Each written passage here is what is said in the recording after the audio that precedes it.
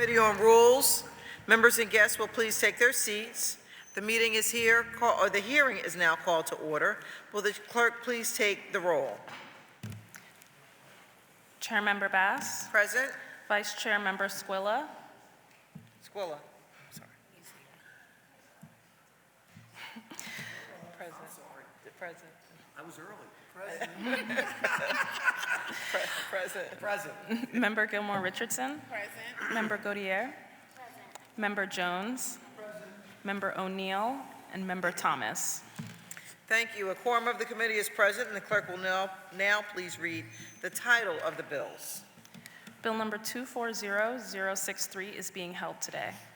Bill number 250534, an ordinance continuing the Mayfair Business Improvement District beyond its termination date in an area that generally includes both sides of Frankfurt Avenue, from the north side of Harbison Avenue to the south side of Sheffield Street, and certain blocks of streets that intersect the portion of Frankfurt Avenue, approving a change of the boundaries of the district to include 6700 Roland Avenue to the service area, approving a change of the boundaries of the district to remove from the service area 4014 through 4034 Robbins Street, as well as 3501 through 3539 Ryan Avenue, continuing the Mayfair Business Improvement District, Inc., a Pennsylvania nonprofit corporation, as the Neighborhood Improvement District Management Association for the district, approving a plan for and report concerning the district, authorizing the Director of Commerce on behalf of the city to execute an agreement with the Mayfair Business Improvement District, Inc., relating to the district, and reauthorizing the Mayfair Business Improvement District, Inc. to assess property owners within the district a special property assessment fee to be used in accordance with the approved plan, all in accordance with the provisions of the Community and Economic Improvement Act and under certain terms and conditions. Bill number 250572, an ordinance amending Section 2-112 of the Philadelphia Code entitled City Commissioners by removing the powers and duties of the Department of Licenses and Inspections over matters relating to weights and measures, amending Title IX entitled Regulation of Businesses, Trades, and Professions by removing provisions relating to amusement devices and weights and measures and making related technical changes, and amending Title 19 entitled Finance, Taxes, and Collections by eliminating provisions related to amusement licenses and weights and measures registration, all under certain conditions. Bill number 250577, an ordinance repealing in its entirety the following ordinance approved December 23rd, 2024, Bill number 240964-A02, authorizing the City of Philadelphia to organize an authority to be known as the Arena Services District Authority pursuant to the terms of the Pennsylvania Municipality Authorities Act, all under certain terms and conditions. City of Philadelphia 1,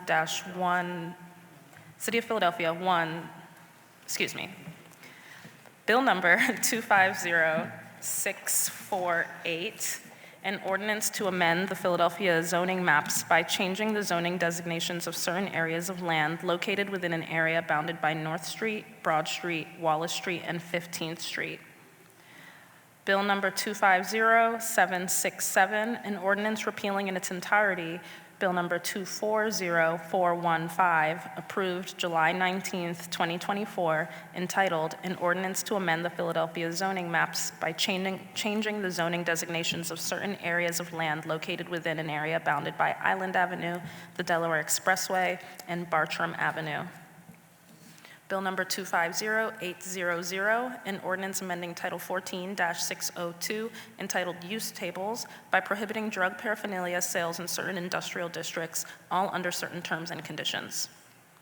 Bill number 250802, an ordinance amending Title 14 of the Philadelphia Code, entitled Zoning and Planning, by revising and clarifying certain provisions and making technical changes to text that has expired, all under certain terms and conditions. Bill number 250803, an ordinance amending section 14-524 of the Philadelphia Code entitled FDO, 4th District Overlay District, by clarifying allowed uses, all under certain terms and conditions. Bill number 250804, an ordinance amending Title 14 of the Philadelphia Code entitled Zoning and Planning by amending certain provisions of Chapter 14-500 entitled Overlay Zoning Districts by creating the UCO, University Community Overlay District, and by making related changes, all under certain terms and conditions. Bill number 250808, an ordinance amending Title 14 of the Philadelphia Code entitled Zoning and Planning by revising and clarifying certain provisions and making technical changes to text that has expired, all under certain terms and conditions. Bill number 250810, an ordinance amending Title 14 of the Philadelphia Code entitled Zoning and Planning by clarifying certain provisions related to mixed income housing, revising the quality standards for affordable units within mixed income developments, and making related technical changes, all under certain terms and conditions. Bill number 250811, an ordinance to amend the Philadelphia zoning maps by changing the zoning designations of certain areas of land located within an area bounded by Ardley Street, East Sedgwick Street, the SEPTA Chestnut Hill East Line, and East Gorgas Lane. There are no other bills under consideration today. Thank you, Madam Clerk, and I do want to recognize the presence of Councilmember Isaiah Thomas, who has joined us. You're welcome. We will now have the clerk call the first panel to testify on Bill number 250534. Philip Green, Senior Manager of Business Advocacy at the Commerce Department. Good morning. Philip Green on behalf of the Commerce Department. Good morning, Chair Bass and members of the Rules Committee. My name is Philip Green, and I am Senior Manager of Business Advocacy within the Department of Commerce. I'm testifying in support of Bill number 250534 to reauthorize the Mayfair Business Improvement District for an additional 10 years. Like many other Philadelphia commercial corridors during the 1970s, 80s, and 90s, Frankfort Avenue had lost some of its former glory. Litter scattered the sidewalks, notable storefronts fell into disrepair, and Frankfort and Cottman was more of a place to get through than a place in and of itself. In 2015, property owners in the Mayfair business community came together to establish a bid to reinvigorate the corridor. The bid established sidewalk cleaning services and helped numerous businesses renovate their facades through Commerce's storefront improvement program. They also partnered with the city to plant dozens of trees and decorative tree beds installed by the bid, and large planters now line broad sections of the corridor. When the Eagles won the Super Bowl in 2018 and again in 2025, the intersection of Frankfort and Cottman erupted into joyous celebration, renewing the district's reputation as the place to be. In both instances, the bid's executive director, sitting behind me, Donnie, worked closely with the city departments to coordinate street closures, ensure crowd safety, and assist with cleanup.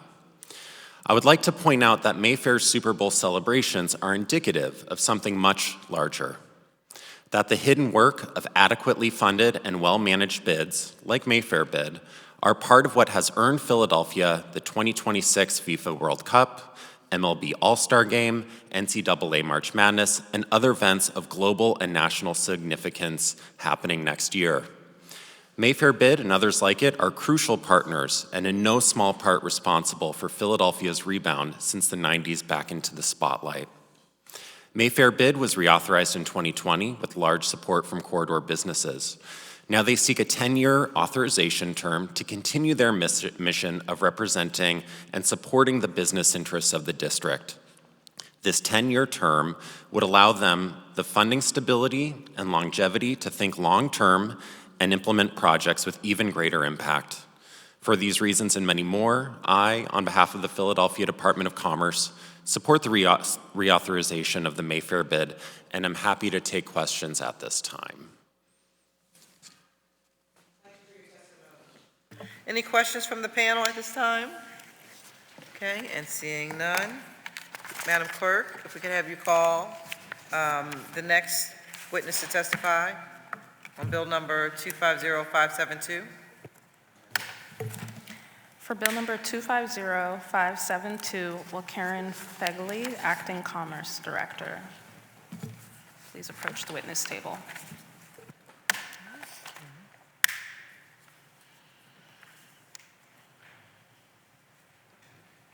Good morning. Hi, good morning, everyone. Okay, Please state your name for the record and proceed. Karen Fegley, Acting Commerce Director. Good morning, Chairperson Bass and members of the Rule Committee. I'm here to testify in support of Bill number 250572, which removes the scales and scanners license as well as the amusement and amusement devices license while still retaining the amusement tax. This is in support of Mayor Parker's Open for Business executive order. The administration sought to identify sections of the Philadelphia Code that were ideal for simplification and code cleanup. In short, departments have deemed that these licenses are redundant, unnecessary, and/or no longer in effect. And so this legislation we're asking for simply removes any mention of these three licenses from all sections of the code.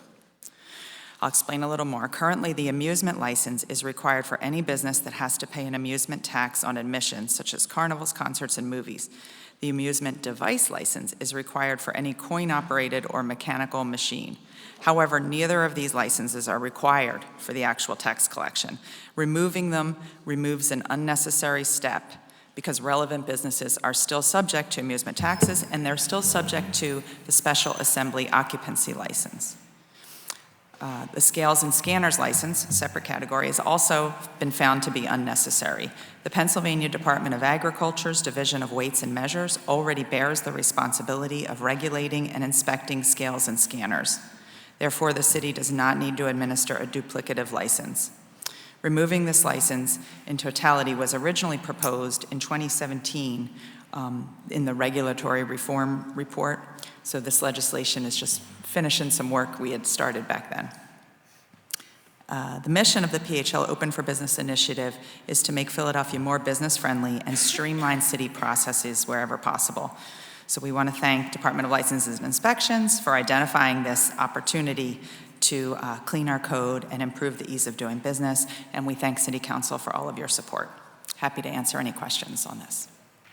Thank you for your testimony. I know my colleague, Councilmember Squilla, Vice Chair, has some questions, but I have one quick question on the scales and scanners, which it sounds like we're leaving up to the Commonwealth to actually provide those services or do those checks with businesses. And I guess my question is, do they have the capability and are they regularly checking scales, scanners, these sorts of things? Because I know that when we've tried to get them to do enforcement and to do inspection and, on a number of other things, they haven't had the capacity to do so. So are they up to date, do you know, regarding enforcement action? I do believe so. We did some pretty deep dives. I mean, we didn't come to you with this just like off the top of our heads. We've Sure. done some research and ensured, checked, all the different ways this could come into place. Yeah.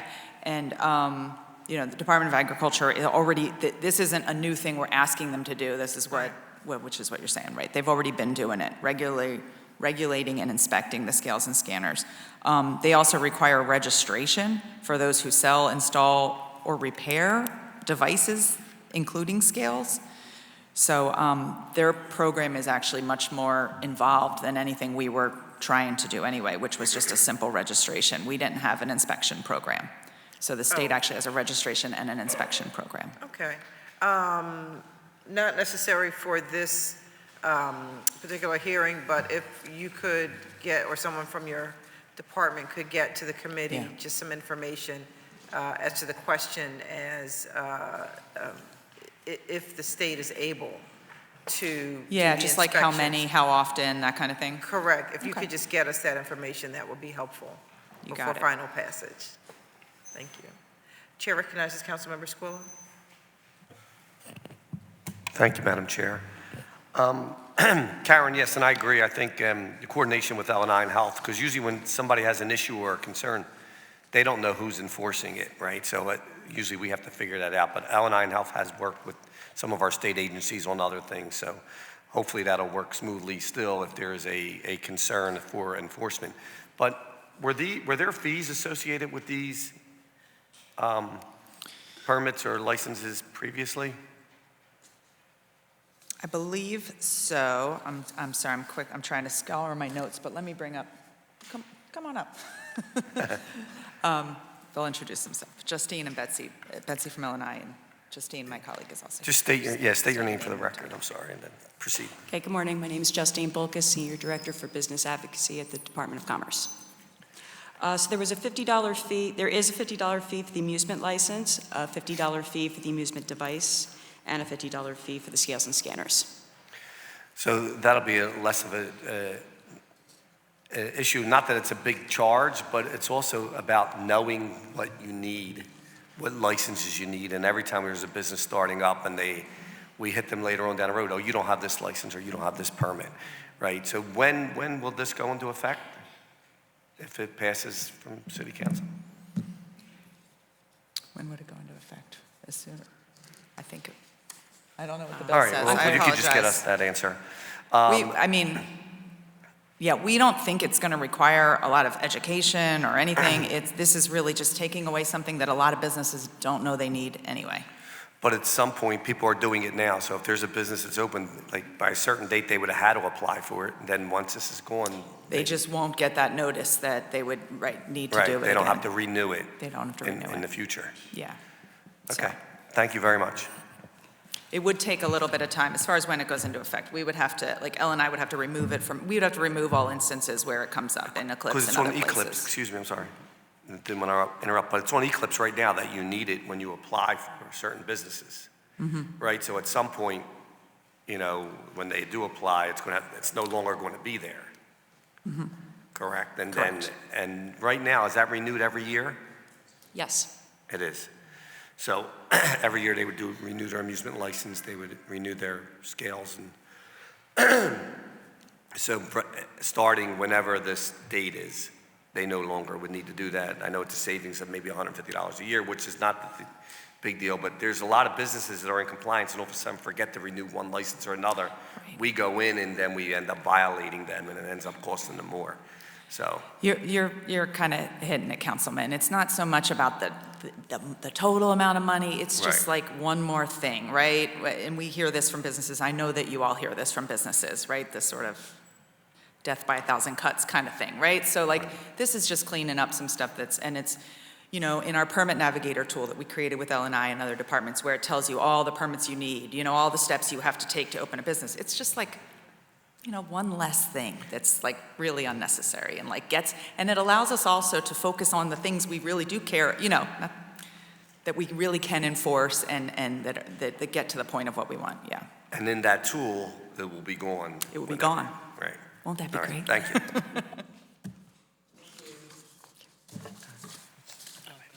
Chair recognizes Councilmember Jones and then Councilmember Kathy Gilmore Richardson.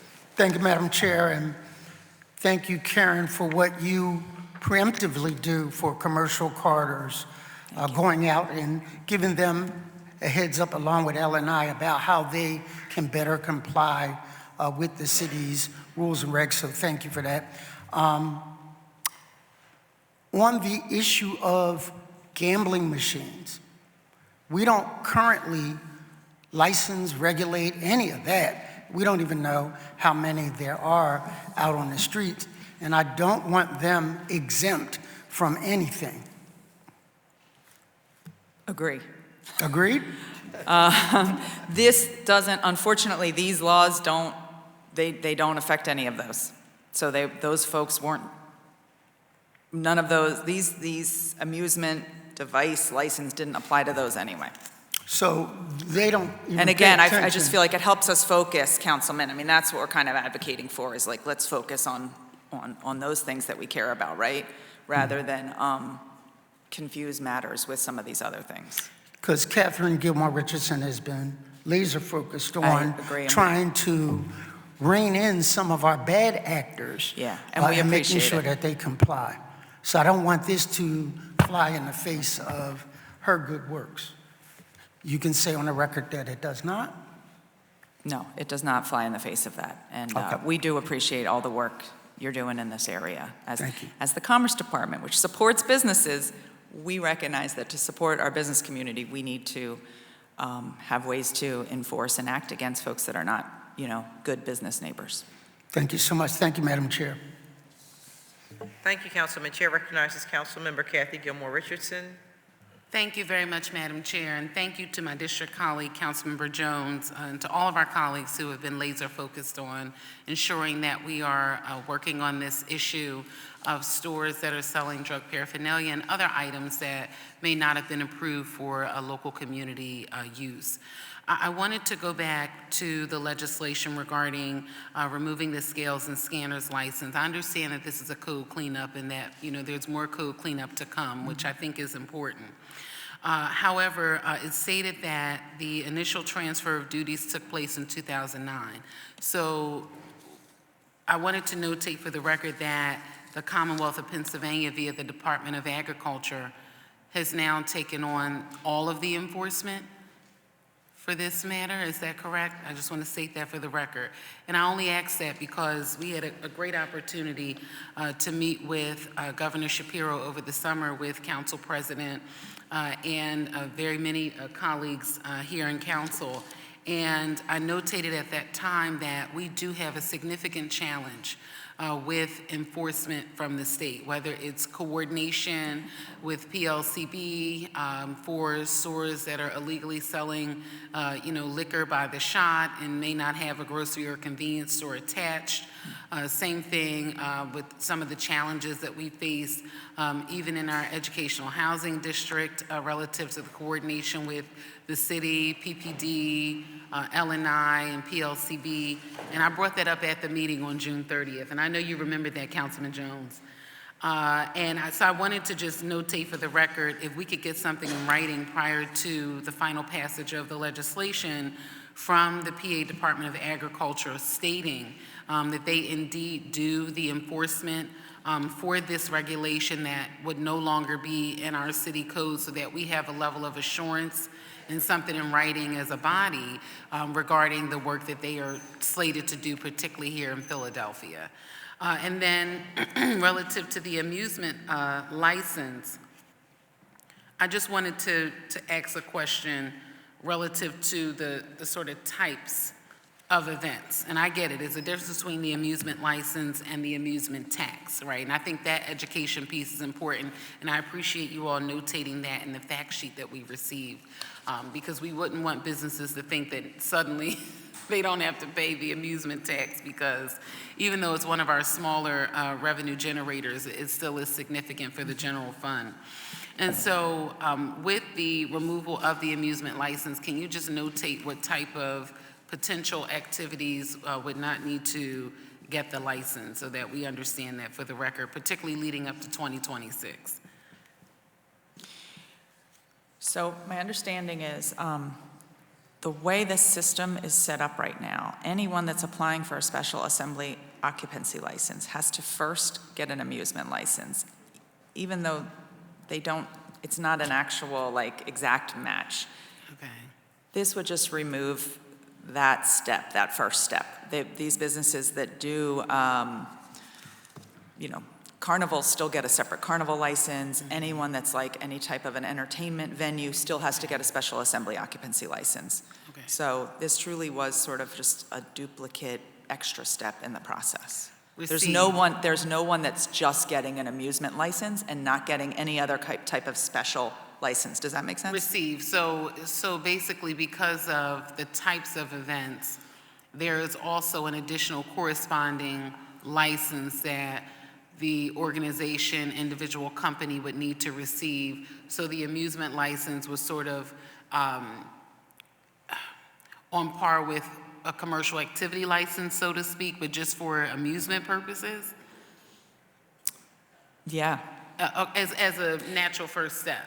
Everybody has to have a commercial activity license, Right, no matter right, what. right. So it's like a pre-qualifier, yeah. Received. Yeah. Okay, so let me use this as an example, because I'm sure this is on everyone's mind, with BG, Brandon Graham, re-signing with the Eagles today. I'm just thinking of this example. Eagles, what would they have to do? What would the Eagles have to do? Oh, I'm don't just thinking of that off the top of my head as an example. how quick are you with that? They would still need the special assembly and occupancy license. Okay, but they wouldn't need to receive the amusement license as the, I will say, second pre-qualifier, because the commercial activity license would be the first, Right. right? Okay, received. Okay, all right, thank you very, very much. And I think that communication from the Commonwealth Department of Agriculture would be important for us to. That's a great idea. We'll get have on a that. relative assurance regarding, their intention around enforcement. Yeah. Okay, Great. thank you. Great point. Thank you. Thank you, Madam Chair. Thank you. Okay, any additional questions from the panel? Seeing none, thank you very much. Is there anyone else here to speak, to testify on bill number 250572, whose names we have not called? Okay, seeing none, Madam Clerk, please call the next witness to testify on bill number 250577. Paula Brumbelow Burns, Director of Legislation for the Philadelphia City Planning Commission.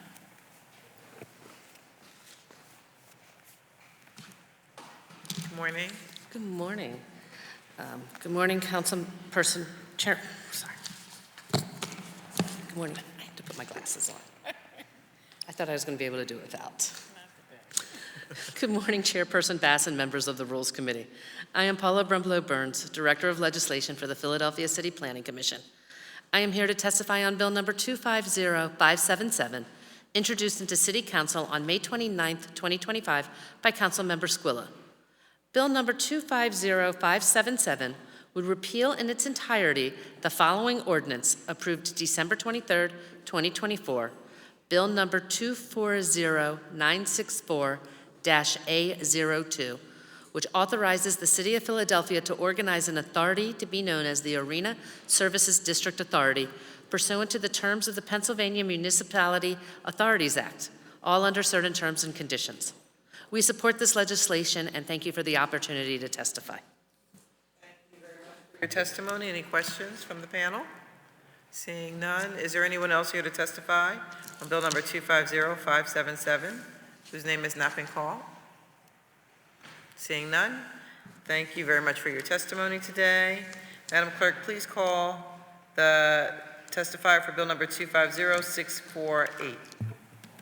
Paula Brumbelow Burns, Director of Legislation for the Philadelphia City Planning Commission. Good morning, please state your name for the record and proceed. I am Paula Brumbelow Burns, Director of Legislation for the Philadelphia City Planning Commission. I'm here to testify on Bill number 250648, introduced into City Council on June 12, 2025 by Councilmember Young.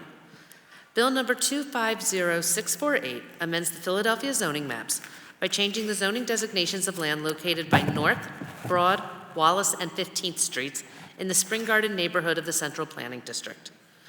The proposal is to change the current ICMX, Industrial Commercial Mixed Use zoning, of the property at 642 North Broad Street to CMX4 Commercial Mixed Use. The headquarters for the Philadelphia Corporation for Aging is located in this historic building facing Broad Street. The zoning change will enable PCA to convert the 79,000 square foot former factory at the rear of the property into 66 units of affordable housing for senior citizens, along with a senior center open to the public. The Philadelphia City Planning Commission considered Bill number 250648 at its public meeting on July 17, 2025, and recommended the bill for approval. I'll be happy to answer any questions at this time. Thank you very much for your testimony. Any questions from the members of the committee? And seeing none, thank you very much. Is there anyone here to testify on bill number 250648 whose name has not been called? Okay, seeing none, thank you very much for your testimony. And Madam Clerk, please call the next witness to testify on bill number 250767. Paula Brumbelow Burns, Director of Legislation for the Philadelphia City Planning Commission. Thank you. Please state your name for the record and proceed. I am Paula Brumbelow Burns, Director of Legislation for the Philadelphia City Planning Commission. I am here to testify on Bill number 250767, introduced into City Council on September 18th, 2025 by Councilmember Gilmore Richardson for Council President Johnson. Bill number 250767 amends the Philadelphia zoning maps by repealing in its entirety Bill number 240415, approved July 19, 2024, to change the zoning for an area bounded by Island Avenue, the Delaware Expressway, and Bartram Avenue in the Eastwick neighborhood of the Southwest Planning District. This bill repeals Bill number 240415, which changed the zoning designation of the property at 8800 Tinicum Boulevard to I-2 Medium Industrial.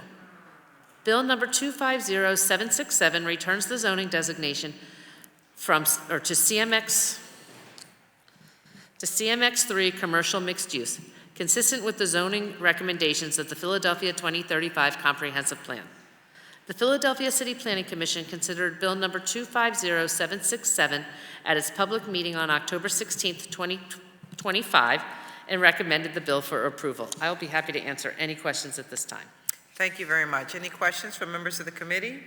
And seeing none, is there anyone else here to testify on bill number 250767? Seeing none, thank you very much for your testimony. Madam Clerk, please call the next witness to testify on bill number 250800. Paula Brumbelow Burns, Director of Legislation for the Philadelphia City Planning Commission. Thank you for being here. State your name for the record. Proceed with your testimony. I am Paula Brumbelow Burns, Director of Legislation for the Philadelphia City Planning Commission. I'm here to testify on bill number 250800, introduced into City Council on September 25th, 2025 by Councilmember Phillips. Bill number 250800 amends the Philadelphia zoning code by prohibiting drug paraphernalia sales in certain industrial districts throughout the city. Drug paraphernalia sales are allowed in the I-3 Heavy Industrial District and require a special exception in the ICMX Industrial Commercial Mixed Use and I-2 Medium Industrial Zoning Districts. This bill will remove the special exceptions and leave I-3 as the only zoning district in the city where drug paraphernalia sales are allowed as a primary use. Drug paraphernalia sales will continue to be allowed as an accessory use in all Pennsylvania licensed medical marijuana dispensaries, of which there are 19 located in Philadelphia.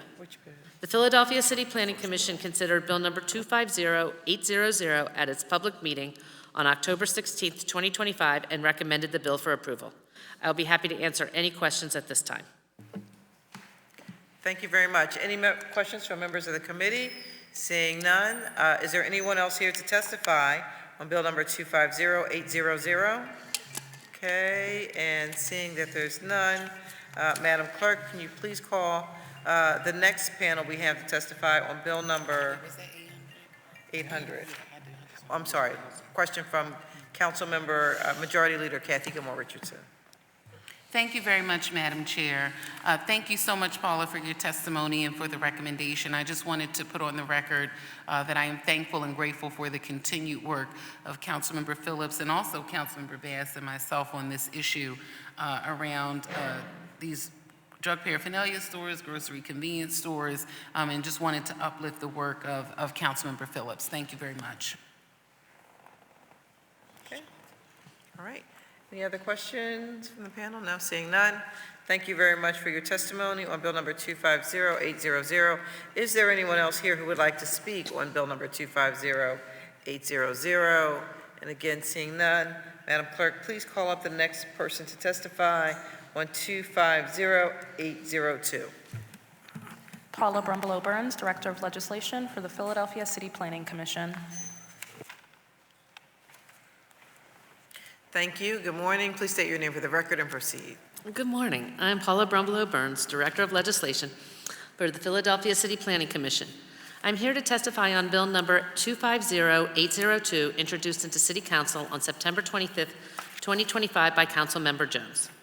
Bill number 250802 amends the Philadelphia zoning code by making technical changes to certain provisions of the FDO, 4th District Overlay, in the Wissahickon neighborhood of the Lower Northwest Planning District. The bill removes a demolition moratorium from the zoning code enacted in December 2023. That purpose was to give the Historical Commission staff and the neighbors time to create a historic district in the Wissahickon neighborhood. The moratorium has expired, and the bill requires the removal of the moratorium from the zoning code. The Philadelphia City Planning Commission considered Bill Number 250802 at its public meeting on October 16, 2025, and recommended the bill for approval. I will be happy to answer any questions at this time. Thank you very much for your testimony. Are there any questions from the committee? And seeing none, So, I never want to stop the planning commission when they actually agree with us, so I'm not going to ask a question. I'm going to let it go. Thank you so much, Director. You're welcome. Thank you. thank you. Gotcha. Any other questions from the committee? Okay. All right, well, thank you so much for your testimony on Bill Number 250802. Is there anyone else here to testify on Bill Number 250802? And seeing none, Madam Clerk, please call forward the next witness to testify on Bill Number 250803. Paula Brumbelow Burns, Director of Legislation for the Philadelphia City Planning Commission. Thank you for being here. Please state your name for the record and proceed. I am Paula Brumbelow Burns, Director of Legislation for the Philadelphia City Planning Commission. I'm here to testify on Bill Number 250803, introduced into City Council on September 25th, 2025 by Councilmember Jones. Bill Number 250803 amends the Philadelphia Zoning Code by amending Section 14-524, the FDO 4th District Overlay District, by clarifying allowed uses. This bill will amend the FDO 4th District Overlay District by clarifying allowed uses within the commercial review areas that regulate commercial uses. License and Inspections requested this change to provide more clarity to code users and examiners in issuing permits. The Commercial Review Areas Code section currently requires special exception approval for specific uses. The legislation will add the term retail sales to the beginning of consumer goods and food, beverages, and groceries. This addition to the text is intended to clarify that the section regulates only the sale of such goods, not their repair or production for these use types. The Philadelphia City Planning Commission considered Bill Number 250803 at its public meeting on October 16, 2025, and recommended the bill for approval. I'll be happy to answer any questions at this time. Thank you very much for your testimony. Any questions from the committee? And seeing none, is there anyone else here to testify on Bill Number 250803? And seeing none, thank you very much for your testimony. Madam Clerk, please call the next witness to testify for Bill Number 250804. Oh, pause on that. Please call forward the next bill, 250808. We're going to come back to 804. We're doing because 808. there's a lot of testimony on that one. So we're just going to run through the quick ones for Thank you. now and come back to that. So please call forward the next witness to testify on 250808. Paula Brumbelow Burns, Director of Legislation for the Philadelphia City Planning Commission. Thank you for your time today. Please state your name for the record and proceed. I am Paula Brumbelow Burns, Director of Legislation for the Philadelphia City Planning Commission. I am here to testify on Bill Number 250808, introduced into City Council on September 25th, 2025, by Councilmember Squilla. Bill Number 250808 amends the Philadelphia Zoning Code by making technical changes to certain provisions of the CTR Center City Overlay District in the Wash West neighborhood of the Center City Planning District. The bill removes two code sections from the CTR Center City Overlay District. Councilmember Squilla introduced these sections in February 2016 to enable a project along Broad Street. That project has not moved forward and these code sections have expired. The Philadelphia City Planning Commission considered Bill Number 250808 at its public meeting on October 16, 2025, and recommended the bill for approval. I'll be happy to answer any questions at this time. Thank you very much for your testimony. Any questions from the committee? And seeing none, is there anyone else here to testify on Bill Number 250808? Okay, and seeing none, Madam Clerk, please call the next witness to testify on Bill Number 250810. Paula Brumbelow Burns, Director of Legislation for the Philadelphia City Planning Commission. Good morning. Please state your name for the record and proceed. I am Paula Brumbelow Burns, Director of Legislation for the Philadelphia City Planning Commission. I am here to testify on Bill Number 250810, introduced into City Council on September 25th, 2025 by Councilmember Bass for Council President Johnson. Bill number 250810 amends the Philadelphia zoning code by clarifying provisions related to the mixed income housing bonus and will apply citywide. The bill revises the quality standards for affordable units and mixed income developments and provides further clarity on how the amount of payment in lieu calculation is determined. The Philadelphia City Planning Commission considered Bill number 250810 at its public meeting on October 16, 2025, and recommended the bill for approval. I'll be happy to answer any questions at this time. Thank you for your testimony. Any questions from the committee? Seeing none, is there anyone else here to testify on Bill number 250810? Okay, seeing none. Madam Clerk, please call the testifier for Bill number 250811. Paula Brumbelow Burns, Director of Legislation for the Philadelphia City Planning Commission. Good morning. Please state your name for the record and proceed. I am Paula Brumbelow Burns, Director of Legislation for the Philadelphia City Planning Commission. I am here to testify on Bill number 250811, introduced into City Council on September 25, 2025 by Councilmember Bass. Bill number 250811 amends the Philadelphia zoning maps by changing the zoning designation of land located in an area bounded by Ardley Street, Sedgwick Street, SEPTA Chestnut Hill East Line, and Gorgas Lane, located in the East Mount Airy neighborhood of the Upper Northwest Planning District. This bill will change the zoning from RM1 residential multifamily to RTA2 residential two-family to reflect the existing two-family use on the majority of the affected properties. In the RM1 zoning district, the allowable number of residential units is based on lot size. This permits between 9 and 16 units per parcel within this bounded area. The dimensional standards for RTA2, which permit two-family use in attached structure row homes, would create nonconformities for the existing structures on the affected block. The Planning Commission recommends changing the proposed zoning designation to RTA1 to fit the existing use and form of the structures. The Philadelphia City Planning Commission considered Bill number 250811 at its public meeting on October 16, 2025, and recommended the bill for approval with a proviso. I'll be happy to answer any questions at this time.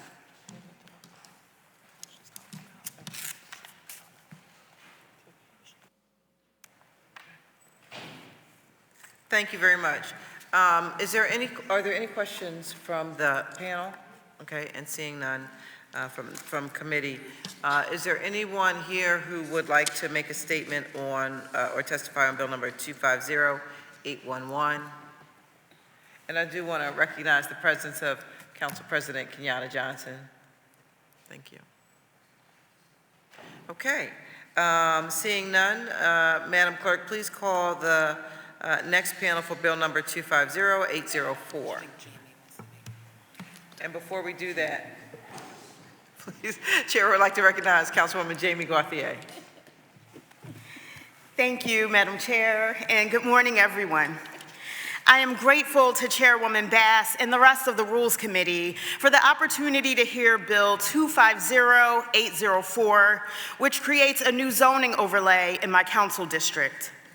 This overlay proposes more community engagement and government review for a scenario that is becoming increasingly common in Philly and across the nation: universities selling or decommissioning properties adjacent to residential properties. It is an indisputable fact that college campuses significantly impact the communities that surround them. As higher education undergoes its most significant change in our lifetime, we must ensure that land use decisions are made with their communities in mind. And recent actions by multiple universities prove this will not happen without legislative action. That's why I introduced this overlay and why I'm asking that the committee vote it favorably today. I know there is misinformation out there about this bill, so let me be super clear. My overlay does three things. It mandates an RCO meeting, a planning commission review, and bans preemptive building demolition without building permits for new construction. That's it. This bill doesn't cripple anyone's property values. It doesn't change any zoning maps. It doesn't change permit reviews for existing campus uses or when a college wants to build a new building. It doesn't restrict anyone's use or density rights. It adds more eyes and more transparency to land use decisions for major properties that change entire neighborhoods. The idea that this could ever be wrong is simply preposterous. Today, I'm offering amendments to my bill that clarify its intent and address concerns raised by the city's law department. The main trigger in this overlay is now when permits are filed on campus properties for uses that are not campus-related. We've also streamlined and clarified the role of the Planning Commission in this overlay, which I think is very important because they are our lone city agency tasked with taking a holistic view of our community's long-term growth and one for which there is ample precedent in the code already. The bill also has safeguards when it comes to the review timeline and offers the ability to combine RCO meetings if the applicant already triggers a requirement through ZBA or CDR. I am confident that this committee will see my overlay as a straightforward process that promises stability, equity, and shared prosperity. I'm hopeful that with the help of this overlay, institutional transitions in West Philadelphia can create opportunities that strengthen neighborhoods, support economic development, and foster a healthier, more resilient future. Thank you, Madam Chair. Thank you. Any additional comments from the committee? Okay. All right, and seeing none, please state your name for the record and proceed with your testimony. I'm Paula Brumbelow Burns, Director of Legislation for the Philadelphia City Planning Commission. I'm here to testify on Bill number 250804, introduced into City Council on September 25th, 2025 by Councilmember Gautier. And this is as the bill was introduced.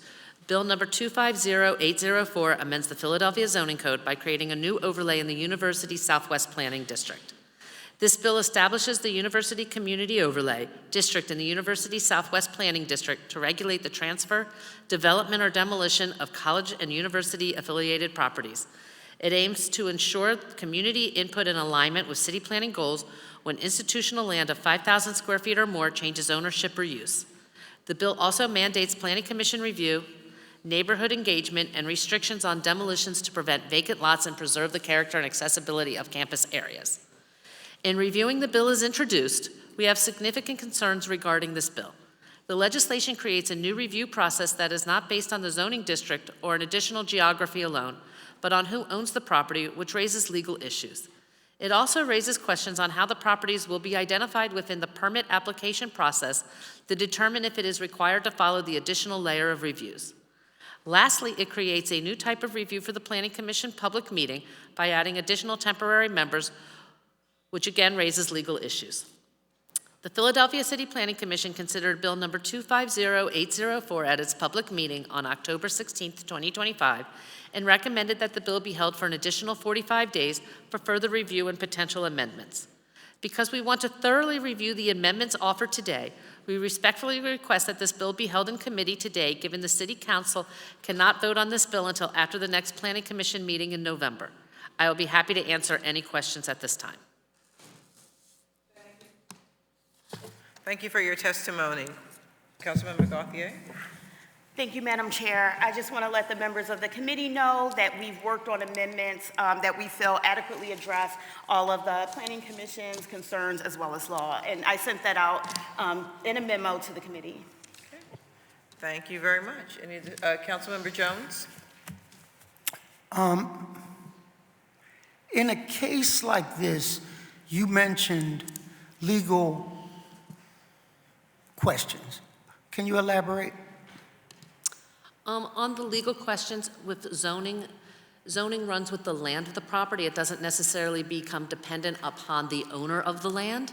And so if Councilwoman Bass owned a property today and it was a bookstore and she sold it to you and you decided you wanted to continue the bookstore, or you said, I don't want a bookstore, I would like an art supply store. It doesn't, as long as it's in the same use classification, it doesn't have to necessarily go back because there's a new owner of the property. And so what the concern that the law department had told us was we can't necessarily base zoning on who owned the property or who owns the property. It's on how the applications for the use permits come in. And so that was where our biggest question on the issues was. in any way, and I don't know if you're able to answer this, in any way, could this devalue the properties in question?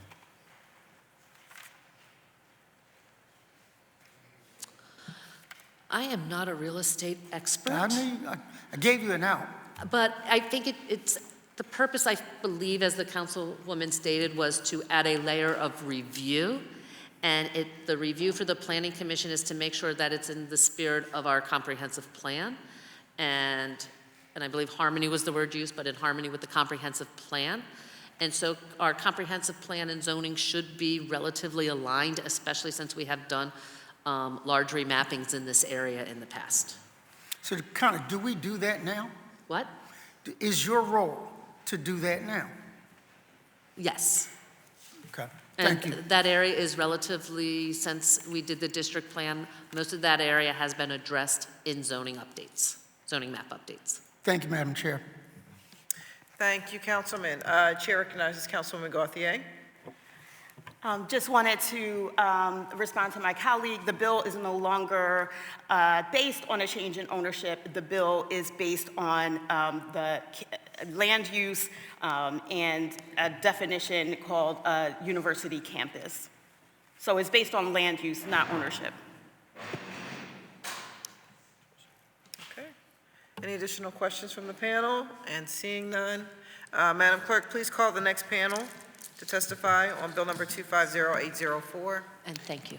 Panel 2, Pamela Andrews, West Powelton Saunders Park RCO, Jacqueline Owens, committee person for the 27th Ward, Renee Howard, 48th and Woodland Advisory Council, and Deborah McCarty, Powelton Village Civic Association. Yes. Absolutely. Chair recognizes Council President Kenyatta Johnson. I just want to take a moment, as a moment of personal privilege, to welcome back former Commissioner Deborah McCarty, who's always an advocate of all things great, not only in the city of Philadelphia, but most importantly, in our neighborhoods. And so I just want to thank you for your presence and just wanted to acknowledge you for all your hard work you have done on behalf of the city of Philadelphia, and it's great to see you. Thank you. Thank you for being here. Thank you all for being here. Thank you. Good morning. Please state your name for the record and proceed. My name is Pamela Andrews, and I am here on behalf of West Powelton Saunders Park RCO to testify in support of Bill number 250804. First of all, I want to thank you for allowing me the opportunity to share a few thoughts with Council about the importance of Councilmember Gauthier's proposed bill. I will be brief. The bill is very important and greatly appreciated by residents who live within its boundaries. We feel what's important to remember is that academic campuses are inherently connected to the residential communities adjacent to them. So it makes sense that there be a special process in place for when these campuses change, given how much that seems to be happening of late. In this unique situation, when campus properties are decommissioned, it is important that communities have a seat at the table because our futures are interconnected. This is not about one university, nor will it change any of the day-to-day real estate operations. Developments that are staying part of the campus will still have the same process they've always had. In requiring community engagement and planning commission review, Councilmember Gauthier's bill ensures that there is a clear process in place that promotes stability, equity, and shared prosperity. Thank you so much. And thank you for your testimony. Can we have you state your name, ma'am, for the record and proceed with your testimony? Yes, good morning. My name is morning. Renee Howard. I would like to thank you, especially Councilperson Gauthier, for the opportunity to speak today. I'm here to present a cautionary tale of woe. How a stable community can disappear without anyone realizing it happened. What happened to my neighborhood and its 7, 8 generations of residents should never happen to another community in the city of Philadelphia. My neighborhood is located in the southernmost part of southwest Philadelphia, along Woodland Avenue. We're backed against the railroad tracks and the Grace Ferry Bridge. Another boundary at one time was Siltest Briars. Yes, I grew up with all the ice cream I could eat. But the pride of my neighborhood stood proudly at the corner of 46th and Woodland Avenue. Its rich history goes back to the late 1800s, with the last building erected in 1957. Alexander Wilson School. Some of its famous alumni include world-renowned landscape artist and first Black full professor at Pennsylvania Academy of Fine Arts, Louis B. Sloan. Mrs. Joan Myers Brown, we call her Annie Joan, founder of Philadelphia, and also the late, great Senator Hardy Williams, all grew up in my area and attended Wilson School. But I'm here to tell you today, more importantly, the school was always the focal point of my neighborhood. Wilson was our neighborhood polling place. It was where all the parent and community meetings were held. It was also the city-designated neighborhood emergency shelter. However, also the schoolyard was where all the neighborhood kids played. Big guys played on the courts, girls played hopscotch, jump rope, whatever. Kids ran around the yard. Some of the more adventurous kids would climb the gate and get on the roof and jump off. And it was also home to the dreaded Green Lady. So you knew at night there was a certain time you had to be out of that schoolyard. But the gym was also open at night as a safe haven for neighborhood kids to play. Now, we'll start with the timeline. 1998, University of Sciences, which used to be College of Pharmacy, purchased Siltest Briars property. And it stood there for a minute, nothing happened, and they began building on it. It didn't affect my community too much because it was on a border that we rarely cross much anyway. But eventually, around 2012, my community started hearing whisperings that University of Sciences was expanding and wanted to purchase the property that Alexander Wilson School was located on for expansion. We as a community were reassured more than once by the university and every area politician in office at the time that they had no interest in the school. In 2012, parents and community were notified that Alexander Wilson was closing. Not because of low test scores, city or statewide test scores, not because of the building conditions, not because of the safety of the school. We were told it was low enrollment. It was never substantiated, and if anyone looked at the time, the school board was suffering from low enrollment all the way around the board, the entire city. The community, my community, we fought valiantly, but it was to no avail. No one came when we knocked. And Alexander Wilson School closed in 2013. Now, this is the part where my neighborhood it starts to go downhill fast.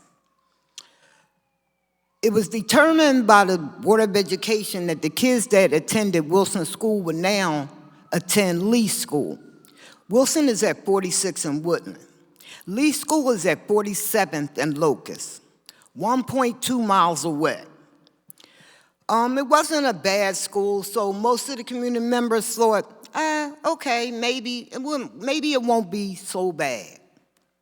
However, during the summer, the school board decided that they would change the distance of bus service from 1 mile to 1.5 miles, which meant no child in my neighborhood was eligible for bus service, which meant any child from, Wilson went from preschool to 7th grade, would have to manage at least 7 major highways or long streets to get to school.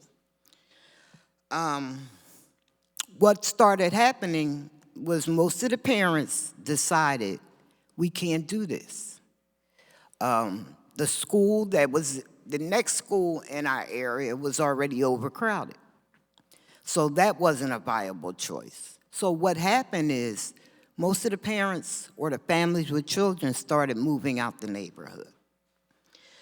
Then what happened, we got an increase in developers who were interested in the single-family homes. So they started purchasing up everything, every piece of dirt in my neighborhood and building on it. Now, we're here, 2014. The University of Sciences announced that they would be purchasing the property that Wilson School stood on. This is the same entity that told us less than 2 years ago they had no interest at all in this property. So here we go again. They said the supposed use was for student housing and mixed use. So now we're sitting here with an empty school building, no families, scattered senior citizens, and people who just probably couldn't afford to move out the neighborhood. So in 2016, after much grumbling from the neighborhood, the university finally shared their plans. They met with the community and shared their plans for the now abandoned, weed-strewn Alexander Wilson School. The next few years in my community and my small neighborhood was truck traffic, construction dust, noise, large machinery wreaking havoc in my neighborhood.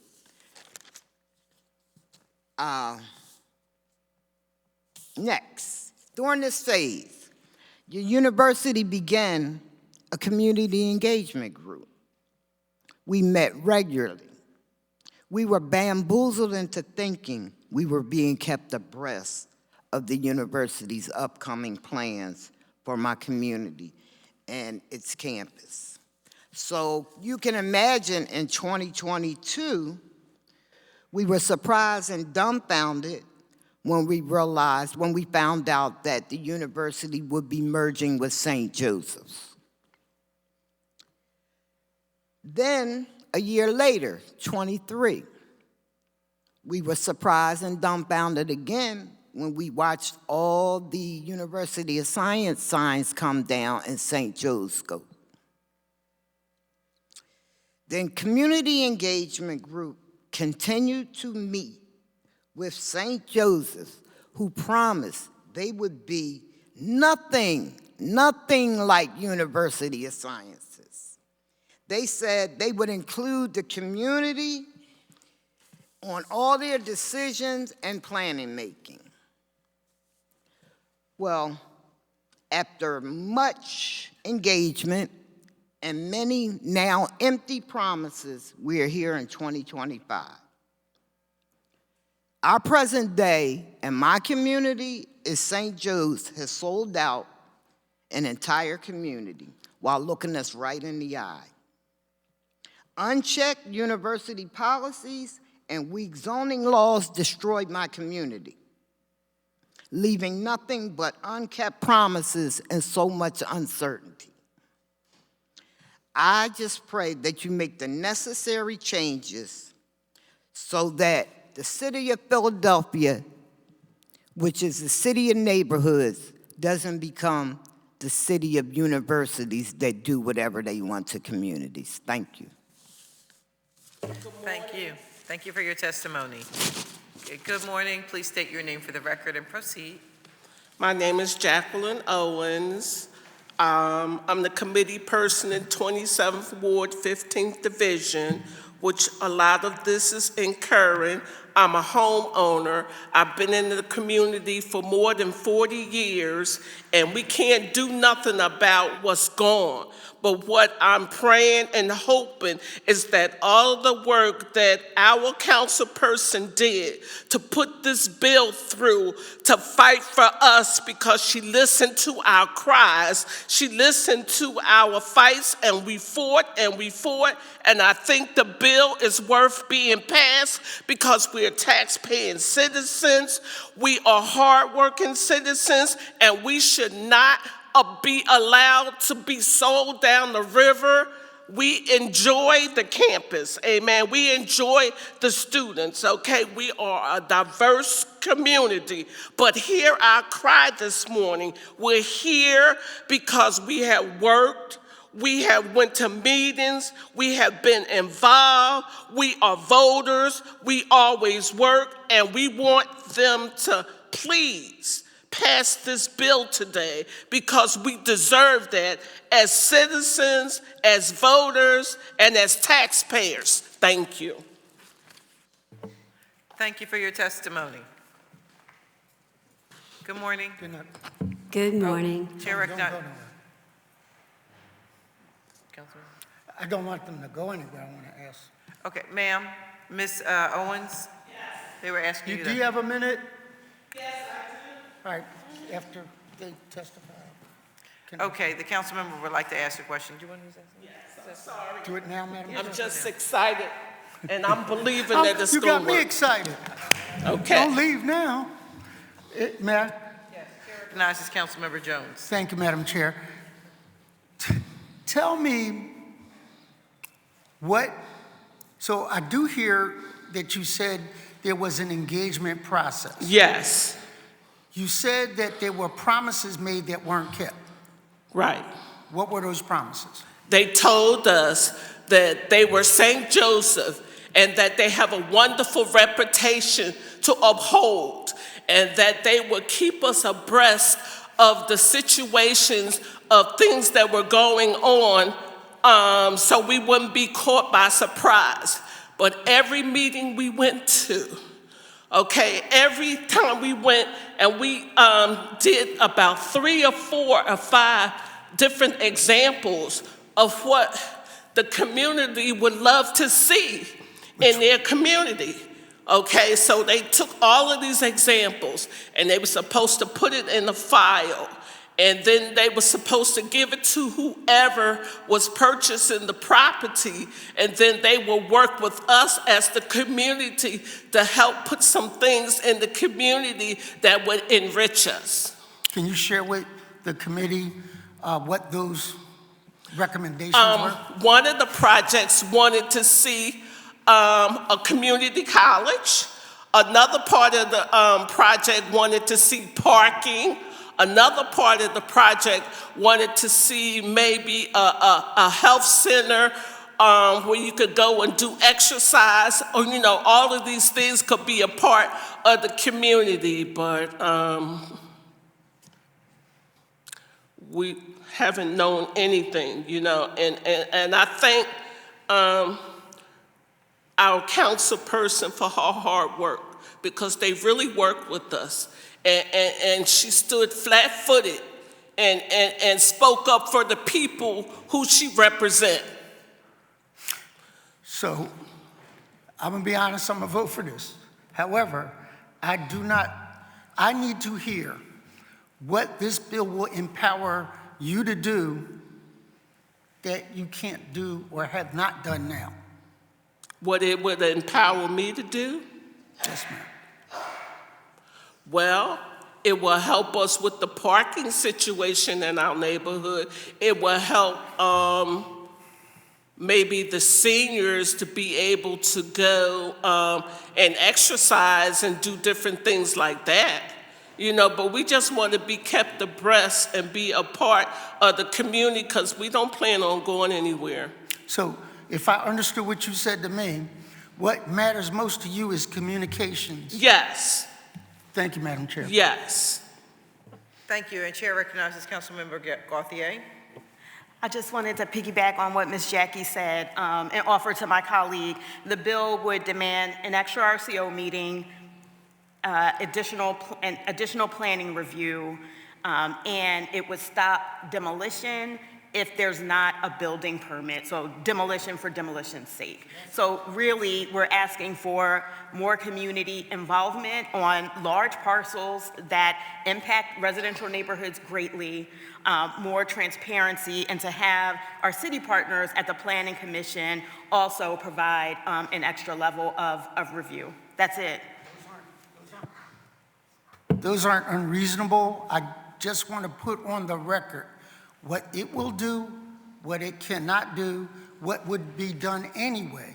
That's important because if, I'll hold that. I'm voting for it. All right. Certainly. Chair recognizes Councilmember Kathy Gilmore Richardson. Thank you, Madam Chair. And I just wanted to get on the record, and I will have the same question for St. Joe's. Can you detail for members of the committee the level of community engagement, how long were the meetings, sort of, the cadence of the meetings when they took place, and what generally was discussed? And I will have the same question, the exact same question for St. Joe's. Okay, we will meet by Zoom sometimes. We will meet in person sometimes. When we did the 4 projects to find out what the community wanted to see, we were in person. They will provide pizza for us. They even ordered somebody to do drawings and do different things to show them exactly what we were looking for as a community. And we always ask them, well, can you tell us who the buyer is going to be, and are they going to keep it the same way it is? But they could never tell us who the buyer was going to be or what they were going to do, but they said that they promised that whoever came would be good neighbors because they are an upstanding university. Thank you. And then when did you find out about the proposed sale that's currently taking place or in the works? Was it about a month or 2 ago? We learned that they had was selling it to some Belmont group committee people who we don't even know. And we found that out on a Zoom meeting. Okay, and how? You said on a Zoom meeting? Yes. With St. Joe's? Yes. Okay. Yes.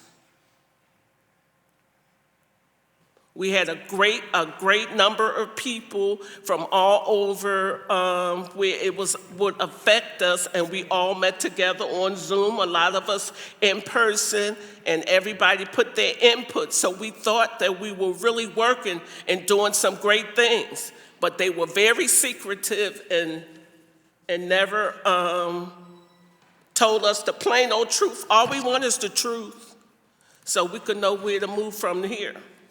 Thank you. Thank you very much. You're welcome. Can I speak again? Absolutely. Real quickly on this subject? Yes.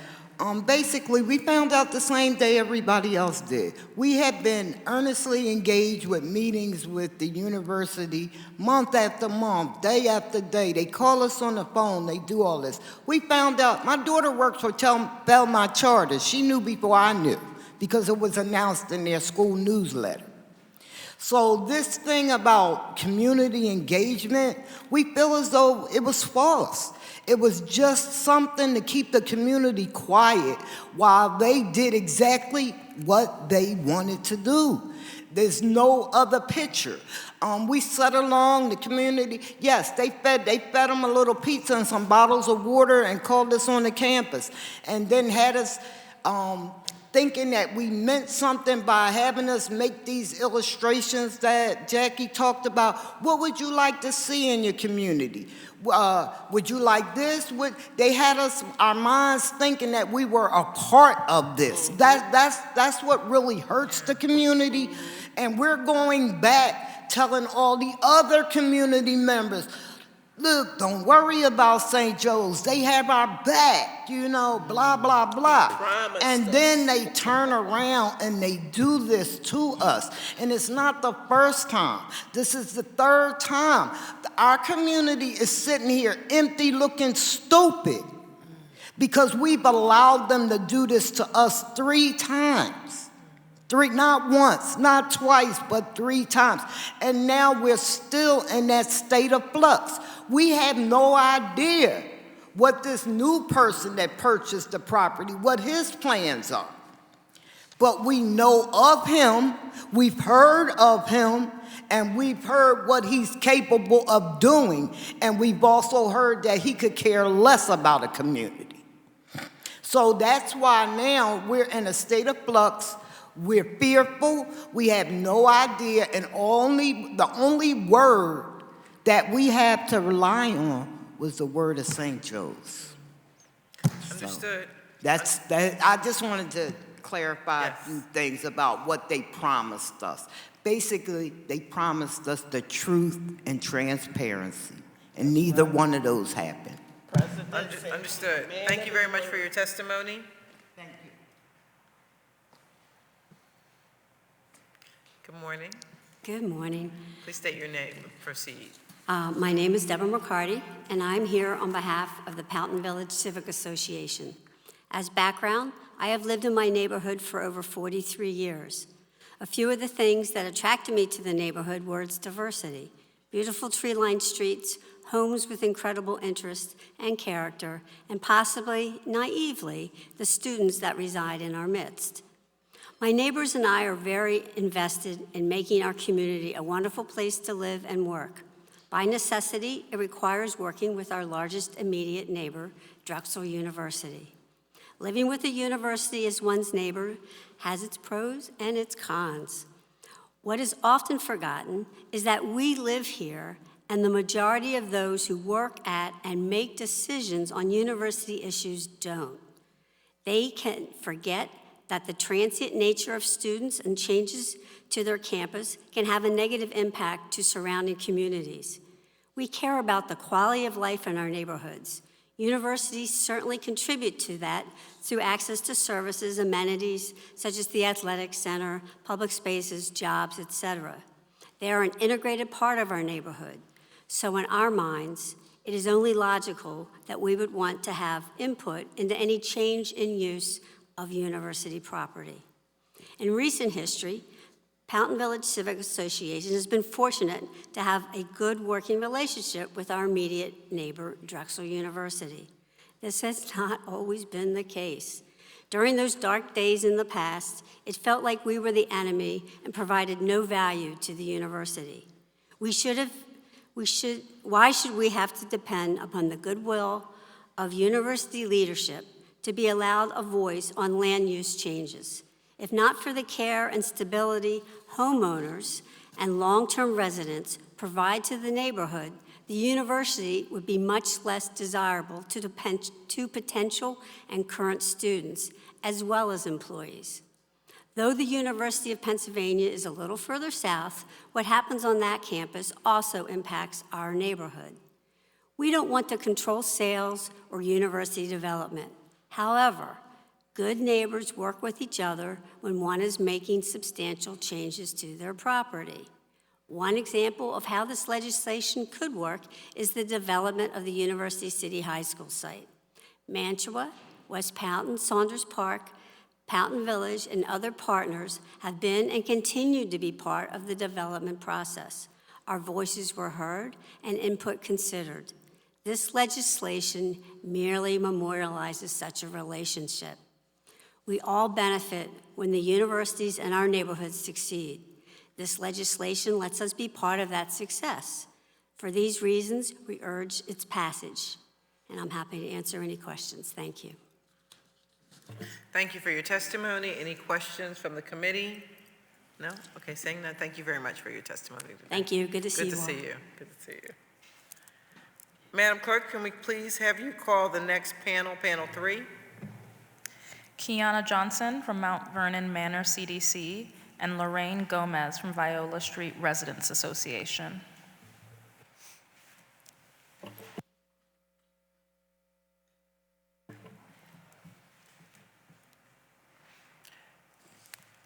Good morning. Good morning. Thank you so much for having me today. First of all, I'm going to represent Viola Street Residents Association. My name is Lorraine Gomez. I am the president of Viola Street Residents Association, and we support Bill 250804. We have learned what happens in the adjacent community always overflow into the next communities. I have a statement here. Ms. Kiana Johnson from Mount Vernon Manor, she could not make it today. I'm twice blessed. I live on Viola Street, and I also work for Mount Vernon Manor. This is from Ms. Kiana Johnson. My name is Kiana Johnson, and I serve as the Community Development Coordinator for Mount Vernon Manor Community Development Corporation, a community-based nonprofit that has served the Mantua community for over 40 years.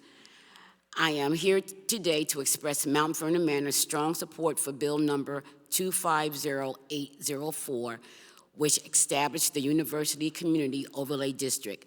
This legislation is an important step toward ensuring transparency and accountability when university-owned properties in our neighborhoods change use and are no longer part of an active campus. In Mantua, we've seen the significant influence that nearby universities have on our housing market, land use, and sense of community. When large institutions cite transitions to private or non-campus use without meaningful neighborhood input, the ripple effect can be profound, impacting affordability, traffic patterns, and the overall fabric of the community and neighborhood. This bill recognizes that those transitions deserve public oversight by requiring Planning Commission overview and neighborhood engagement when a property use shifts away from its educational purpose. The overlay creates a more balanced and transparent process, one that centers both institutional goals and community well-being. We know development will continue in and around Mantua. The question is how to ensure that it happens equitably and in alignment with the neighborhood long-term visions. This overlay provides a clear mechanism for the early communication and thoughtful planning, which ultimately benefits residents, institutions, and the city alike. On behalf of Mount Vernon Manor CDC, I want to thank Councilmember Gautier for her leadership and urge Council to adopt this bill. It's a proactive, common sense tool that ensures the community has a voice in shaping how major properties involved with our neighborhoods. Thank you. Any questions? Thank you for your testimony. Any questions from the committee? You have questions? Okay, thank you for your testimony. And Chair recognizes Councilmember Gauthier.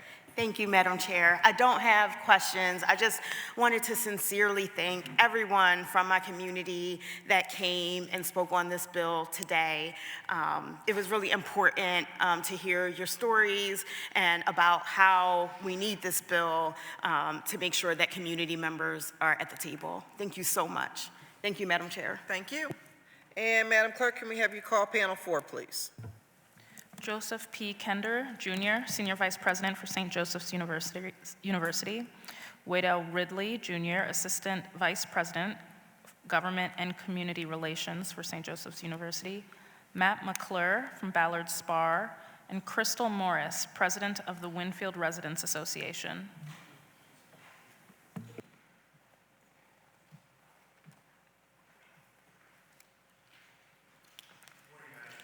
Good morning. How are you? Members of the committee, Good to pleasure to see you all. Please state your name for the record and proceed. My name is Matt McClure, MCCLURE. I'm a partner at the law firm of Ballard Spar and the head of our development practice. And that although I've been a member of the bar for a long time and testified many times in front of this committee, I was thinking about it this morning. This is the first time I've ever testified in opposition of a bill in 26 years as practicing before City Council and Philadelphia Zoning Board and related things. I'm a zoning lawyer. So I'm here on behalf of St. Joseph's University to testify in opposition to Bill number 250804. We did receive the amendments. I reviewed them this morning. I will say the bill has been improved. Thank you. We still believe the bill does illegally regulate based on the ownership of land. The bill defines a college campus as something under common control ownership, and it sets up a new regulatory approval, and it is a regulatory approval when land is no longer part of a college or a university campus use, which means it is no longer in common control with the college or campus. So it is clearly regulating the ownership of land. We think that is problematic for the same reasons we believe the law department has advised is problematic. Has the bill been improved? Yes. We still think it is a problem, and we think it is a problem to have a discretionary regulatory approval on new uses that are not defined in the zoning code. I have read the sections on the approval process several times. I still don't know what it means. I know there's a discretional approval, and it is an approval by Philadelphia City Planning Commission of a plan and uses for which I'm not quite sure are based in the actual zoning code itself. So it is an open door. It's not just a public meeting, it is actual approval. So it is not correct to say it just requires community engagement. It requires an actual approval. To answer the questions raised by the chair, as well as Councilman Jones, as well as Councilman Gilmore Richardson, we have, as well as just rebut some of the factual matters to talk about the process specifically with St. Joe's University and the University of Sciences. We have with us today Joseph Kender and Waddell Ridley. So rather than hearing a lawyer talk, I'd like to give it over to our client who kind of address some of the factual matters, please. Thank you, Matt, and good morning, everybody, and thanks for this opportunity. My name is Joe Kender. I'm a Senior Vice President at St. Joseph's University, now in my 13th year at the institution. And what we'd like to do is offer the university's point of view on the timeline and what occurred. We've entered our testimony in writing. It's pretty extensive. Hopefully everybody's had a chance to read it, but I'd like to bring it to life if I could. I want to start with the fact that St. Joe's next year will be celebrating our 175th anniversary, all within the city of Philadelphia. We are a city institution. We attract students from across the country, but the overwhelming majority come from the Delaware Valley, and these students stay. You'll find them in City Hall, you'll find them on the police force, they're teachers, they lead and achieve throughout this region in particular. So we do care very much about the communities we serve, particularly those in Overbrook, Winfield, University City, Lower Merion Township, and now Lancaster as well. In 2022, as been already stated, we merged the University of Sciences into St. Joseph's University. And I want to state for the record, that's not insignificant. We saved an institution. I mean, this could have been another UArts situation. Great academic programs. UScience had terrific academic programs, but financially they were failing. And it was a proverbial win-win. On one hand, we were able to add significant programs in the health sciences, and at the same time, we were able to save jobs, faculty jobs, staff jobs, and provide a home for those students. As soon as we merged and we started the fall semester, we realized how small the undergraduate population was at that institution. And undergraduates in particular learn best in one community. So we made a decision, an important academic decision, to move all of our undergraduate students who were over at U City to what we call the Hawk Hill campus on City Avenue. There they would be mixed with thousands of other undergraduate students and have a much more vibrant experience. Now, as soon as we made that decision, you can imagine, we then realized that we'd only be operating in about a third of the campus. We would preserve that for graduate and professional programs. Immediately, we met with Councilmember Gautier. She had concerns, understandably so, because this creates uncertainty. Together, she recommended, and it was a great suggestion, that we engage a third party. We landed with U3 Associates, a very reputable city planning firm based out of U City, to engage the community in a series of meetings where we would learn what they wanted to see, what they didn't want to see, and my colleague Waddell Ridley will go into detail about that exercise. In all, it took 3 years to get to this point of an agreement of sale. And during that time, the real estate market softened. We were clear, though, that we had 3 main criteria when looking for somebody we were going to sell the property to. One was a preference. We had a preference to sell to one buyer, one institution. The second was it had to mesh with St. Joe's mission. And third, obviously, it had to also mesh with the guiding principles coming out of the community engagement document, which we did submit to JLL, who was repping the property. Everybody who took a look at that property, every developer received those guiding principles up front. We followed through with that. During that time, we met with the community many times. We kept an open door policy with Councilmember Gautier's office. I remember many exchanges with Andrew Goodman in particular where I would end by saying, look, if you're hearing something, you're not sure what it is, you question something, please call me, because you know how it is with the rumor mill, right? Ultimately, though, we were pressed for more information than we were comfortable providing in a normal situation, but ultimately, the council member, her staff, and 2 community members signed an NDA, which gave us then permission to share high-level information in terms of the number of developers who were coming through and any legitimate bids that were being offered. We had a lot of developers coming through, but we weren't receiving any bids, right? And we were getting pressed for more information we frankly just didn't have. However, in late June this year, we were on the verge of, we received 1 bid for a portion of the campus, and we were on the verge of receiving what we thought was going to be the ultimate bid, and we had a meeting with the council member and her team. We shared that information up front. We then shared that with the 2 community members, and then when the agreement is, or the letter of inquiry came through, we again informed them that we're now in exclusive negotiation with the Belmont Neighborhood Educational Alliance owned by Michael Karp, and that at the same time we shared that with the 2 community members as well.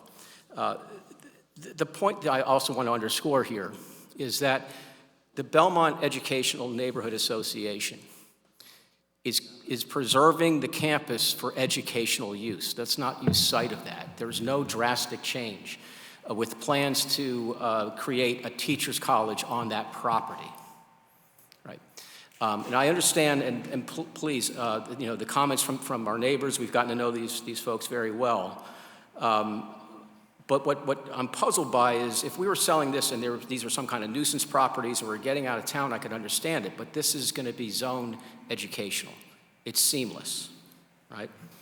Now, the last thing I want to state before I turn it over to my colleague, Waddell Ridley, is, look, we acknowledge the tension. There's always going to be natural tension between what organizations, institutions in our case, can provide to neighbors, especially during complicated and consequential transaction like this. But we believe that we went above and beyond what we know we did, what we typically do in being as transparent as we could be. We're never going to be able to provide as much information as our neighbors would like, because at the same time we have to protect the confidentiality of those that are bidding on the process. So I'll stop there and I'll turn to Waddell. Okay. Here.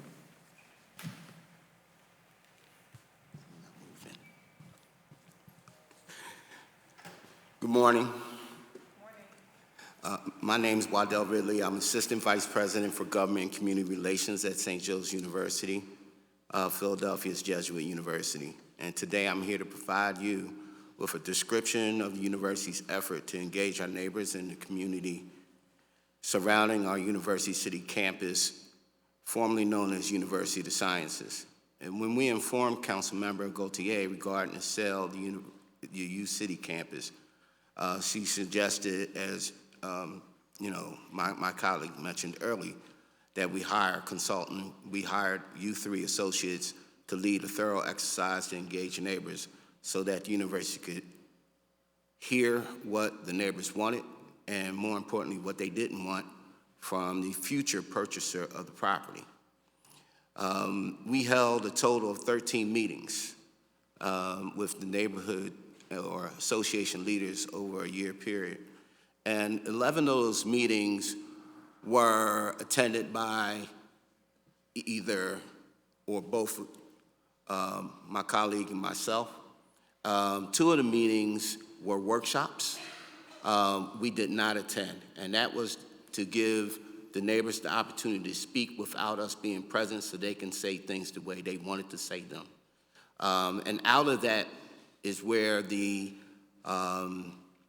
community engagement document was created, which I believe everyone has. Hopefully you had an opportunity to peruse it. And it also outlines 6 guiding principles. We in turn ensured that these principles would become part of the marketing package that was sent to all prospective buyers of the property. I'm going to move to another portion of this, but any questions that you might have in regarding that process, please feel free to ask me. I would add that that merger with the University of Sciences and also our merger with the Pennsylvania College of Health Sciences, the scope of community engagement through the university has changed significantly. For years, St. Joe's has made strong presence in the community, including close partnerships with elected officials, civic organizations, groups of faith, public and private schools in Winfield, Overbrook, neighborhoods, and beyond. So St. Joe's University is now present in the areas of West Philly through the clinical experience of pharmacy, occupational therapy, physician assistant, and physical therapy programs through the legacy of the University of the Science program. Our recent economic and community impact report found that the school provides approximately $575 million in annual economic benefit to the regions, combined with $44.5 million in grant aid awarded to students from Pennsylvania and $2 million of vendor business to minority and women-owned businesses. The university also coordinates the delivery of over 8,700 hours of community service per year.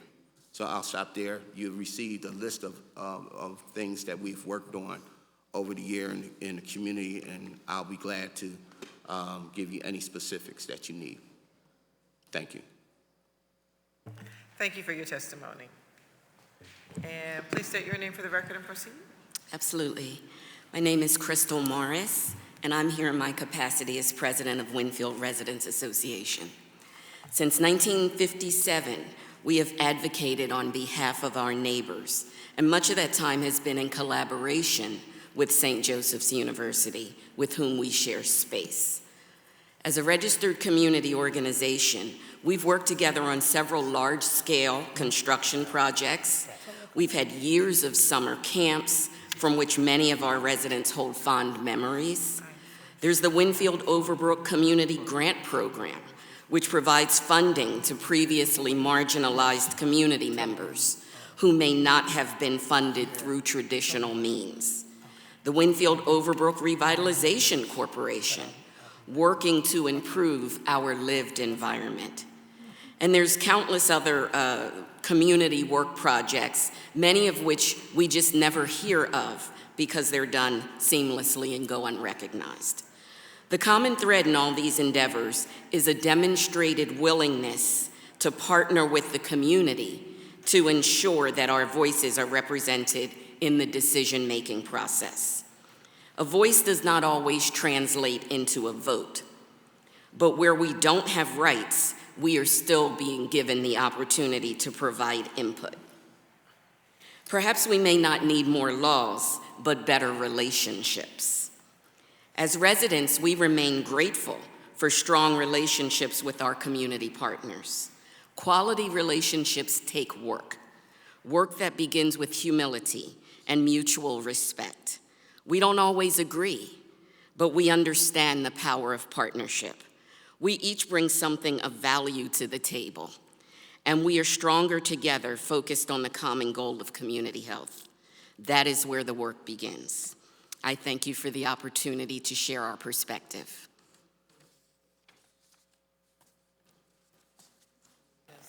Thank you very much for your testimony. You're welcome. Chair recognizes Councilwoman Gauthier and then Councilman Curtis Jones Jr. Thank you so much, Madam Chair. I do think there are some key details that are being omitted, and if the committee members would like, I'm happy to share information about the engagement that happened in the community. But that is the past, and that's not what this bill is about. And if there is a permit that's being, grandfathered in, this bill would not impact that. What this bill does is relate to the areas of the campus that we have no clear plans for, no clear information for. It was stated what Michael Karp would like to do, but that's the extent of any information that we have. And so what this bill does is put a structure in place in an area where there's no information about the future of the parcels to ensure that community members will be at the table, and also puts a structure in place in case this happens in other parts of the 3rd District. Thank you so much. Thank you, Council Lady, and Councilman Curtis Jones Jr. Thank you, Madam Chair. And I understand my colleague and support my colleague's fight for her constituents. But I also want to claim St. Joe's as my constituent. And what happens downstream in this case impacts upstream, meaning that when you guys purchased the properties in the 3rd District, you also purchased, what was it, The Sisters of the Visitation property, are you speaking about? Right. Yeah, on City Avenue. So my thinking is, my questions, let me start there. The general thought for many people is that universities have unlimited resources, unending streams of cash. Give me a brief description of the state of higher ed in Philly. Yeah, thanks, Councilman. Like every industry, higher education is going through an enormous period of change. And as I like to say, our institutions, this is a strength, aren't necessarily built for rapid change. And that change is being driven by really 3 major forces. Demographic shifts, particularly if you're a university in the Northeast. This is the most competitive area in the country. What I mean by demographic shifts, there are fewer college-age students than there were 5 years, 10 years. We call it the demographic cliff. We're in it right now. So as you might imagine, the competition for students is extremely severe. At the same time, too, there are just too many colleges and universities to satisfy those students. And so universities most, and let's take the Ivy League institutions out of it, we're not endowed with billions of dollars. I think that's a misnomer. And at the same time, too, we hear a lot in the press these days about the affordability of a college education. At St. Joe's, we offer the majority of our students financial aid. And the average student who graduates from the university graduates with about $25,000 worth of debt. That's relatively low, and I think a lot lower than what people think. And that's because of our ability and our commitment as a Catholic and Jesuit institution to provide access. And if I may, just 1 second, and what concerns us about this legislation is that it could and probably would devalue our real estate holdings, which in turn would then devalue our balance sheet, which would then restrict our ability to offer financial aid. It would restrict our ability to start new construction projects. It would restrict our ability to offer new academic programs, community service exercises, because that's the world in which we live. So my point in being concerned about this legislation is that I don't want what happens downstream to affect upstream. How many acres of campus do you have in the 4th District, roughly? In the 4th District, it's about 20 acres. 20 acres? Yep. Right. Well, right near, I'm looking at the entire campus. Right in the smack dead of the 52nd ward. A little higher? 30? Yeah, okay. All right. I'll defer to Matt. And in the case of the 4th District, your process of engagement, when you did, for example, a land management, you met with the community, WRA, you met with Overbrook Civic, you met with all of the— Yes, like a campus master plan. The master plan. You met with everybody, right? Correct? I'm sorry? You met with and yes, engaged. I have a hard time hearing, so. That's all right. I have a hard time being heard. But in this case, you met with them, and in the case of Southwest, Yes. you met with the community similarly. Yeah. And it all wasn't perfect on the north side, was it? No. I'll answer that for you, but it got worked out. I remember town and gown issues that impacted not only my district, but my block. And I was able, Waddell, can you talk about the time we went riding for Red Cups in Winfield? Well, I would first say that we created a strategy to try to deal with off-campus housing issues, and after a period of time, I thought it really helped. However, what we did one evening, we took a tour, and the councilman was very interested in riding with our van at, I don't know, 11 o'clock, 12 o'clock at night. And there's one particular property that was the nuisance property in the Winfield community at the time. And we were approaching it, and quite honestly, I will tell you that the councilman jumped out of the van before it stopped and ran across Winfield Avenue, ran into this house. I didn't get a Familiar, cup of right? beer either, so. Ran into this house. For the record. And I'm running behind him, and one of our facility managers was running behind me. And by the time we got there, he had maybe 8 students in the kitchen talking to them about their problem, what they were creating in the university area. And the rest of the students were running from every They were running out the back door. The point I'm making here is that even with a crazy councilman, they've been engaging to deal with real town and gown issues. Out of that, you guys have a community benefits agreement with the folk in the neighborhood. Could you describe that? Absolutely, and really credit goes to the councilman. It goes to Morgan Cephas, State Representative Cephas, and Senator Vince Hughes, who 3 years ago now really sat down with us to carve out important areas where St. Joe's could lean into the community in a way that would be meaningful. And that was so important because it then created certainty. And I really want to pause on this for a second, because our approach to community relations in particular is very much Jesuitical in its nature. We're not a hammer looking for a nail. It's not how we approach things. We don't believe we can come into some community we don't know and tell people what they need to do. It's just the opposite. We sit down, we listen to neighbors, and through the council members' guidance and that of Morgan and Vince, we came up with a 3-pronged approach where we're supporting the Winfield Overbrook Revitalization Corporation, which is providing direct assistance to businesses in the community. We support a community investment fund, again, another way to provide direct support to businesses in the community. We just met on Monday to award 7 more grants. And then we also have a partnership with the Gompers Elementary School. I don't share that to say, we deserve a huge pat on the back. It's really what we should be doing. And I also want to underscore the point, we understand the neighbors' concerns in University City.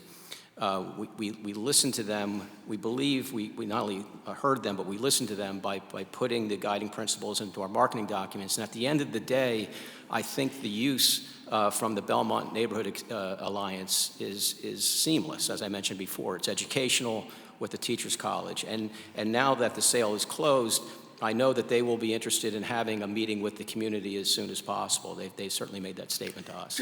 Just briefly on that. So one of the properties is sold. Several, so 2 different sort of plots, if you will, Councilman. Early on, last summer, last fall, we decided to sell what we call the outlier properties. These are properties that sit off the campus, outside the campus, small one-off properties.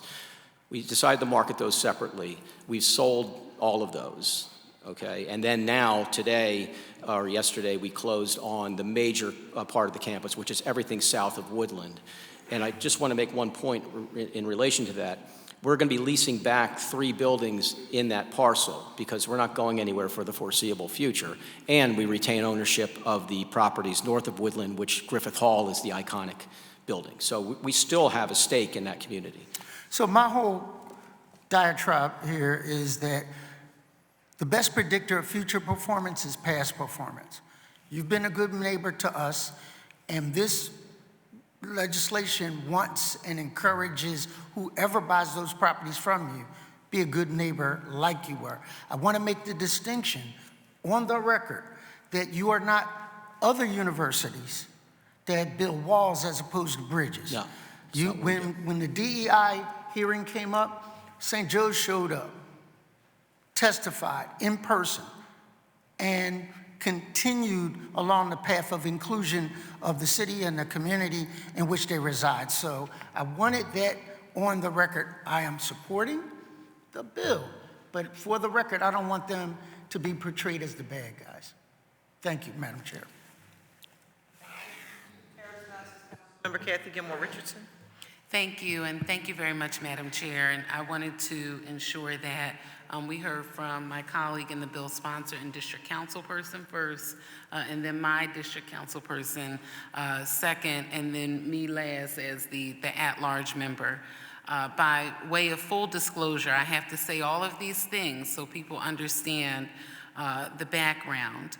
And so I don't remember the exact year that the dormitories were built at 54th and City Avenue. I think it was last a Popeyes, and before that it was a abandoned supermarket. And that was the early 90s, I don't recall which year, but growing up in the 5200 block of Church Road, where I now own a property where I share a property line with St. Joseph's University, I have a very long-standing 30-plus year relationship with the university as a result of that, and I have to put that on the record for full disclosure. In addition to that, I attended Gompers Elementary School, where my big sister was Gretchen. She's a graduate of St. Joe's University, and I've looked for her for years because she was just so instrumental in my life. I now that my parents are deceased, as I stated, own the property that I grew up in, where I share the property line with St. Joe's. And I wanted to start by thanking Mr. Kinder, but mostly I have to thank Waddell, because we call on Waddell at all times of the day and the night regarding any issues or concerns regarding the university. And I want to thank Crystal Morris, who's president of Winfield Residents Association, of which I was a longtime member and came off of the board of directors once I became a member of Philadelphia City Council. But Waddell has just been tremendous in his support of our community and his coordination of our concerns. And I have to put that on the record for Winfield, okay? This bill is primarily regarding the University City property, the property that you all acquired, but I have to put on the record for the Winfield neighbors. I am a lifelong Winfield resident and have to put these things on the record and then ask a few additional questions. And as our district council member stated, we never want what happens either upstream or downstream to impact what happens surrounding the Hawk Hill campus. And I have to put this on the record, and we talked about this at the meeting. This year has been one of the worst years we've ever had since the closure of the University City campus relative to the influx of students that we've received in off-campus housing, not just on Church Road, but on 51st and Winfield, and Waddell has already given us the update there. And thank you for your continued work with that particular home, but within the community. I personally had to go into a home where they slammed the door in my face at 12:15 at night, where they had over 120 college students. I have everything on video in one property. Their behavior this year has been worse than any other year we've had in a very long time. We've done community engagement with you all for years. And as a result of that, we haven't had these issues. But I think once the students were moved from the one campus, and I guess they came to the Hawk Hill area, it has just been terrible. So I just wanted to notate that, but also state that I appreciate Waddell answering at 12:15 at night and helping us to call the captain and PPD to address the issues, but the upstream decision did impact us downstream at Hawk Hill. And I just had to say that for the neighbors who, if they watch this hearing, they will say you were being disingenuous if you didn't bring it up. Urinating on our lawns, on our cars, toilet paper on the lawns, using the alleyway as a passage from Rexford Road to come up to Church Road. But we're going to continue to have the meetings and get the students under control for this year and help them understand that they have to be a good neighbor. You can't park in front of the fire hydrant. I don't know what community they come from where it's acceptable to park in front of a fire hydrant for 3 days and think that it's okay. So I had to put that on the record because that's something we've been fighting, and I told Jones about that. I shared the video with all of you where I was chasing the students out the house at 12:15 less than a month ago and telling them that the party was over, okay, on a residential block where the music was ungodly at all types of hours, and at the point where PPD did arrive, I had already shut down the party myself, okay? So I just had to say that. But as it relates to this particular legislation, and like I said, I go long back, the meetings were held at our house for the dorms when we had then Councilman Michael Nutter. So that's how far back we go. But relative to this, I appreciate the timeline, and I think really what I'm hearing is that two things can be true at once. You all could be a wonderful, great neighbor to us at Hawk Hill, and the community in University Cities can still have concerns about the future and the trajectory of the property in their surrounding neighborhood and community. And I will ask the same question because I asked the question of the neighbors that I would ask of you all, and you did answer it primarily in your testimony relative to the timeline of community engagement, when I did see one portion around the 13 meetings with the community and bifurcating the 2 that was just the community only. That was held over a 1-year period. Was that 2024 to 2025? Because we keep hearing a 3-year versus a 13 meeting 1 year.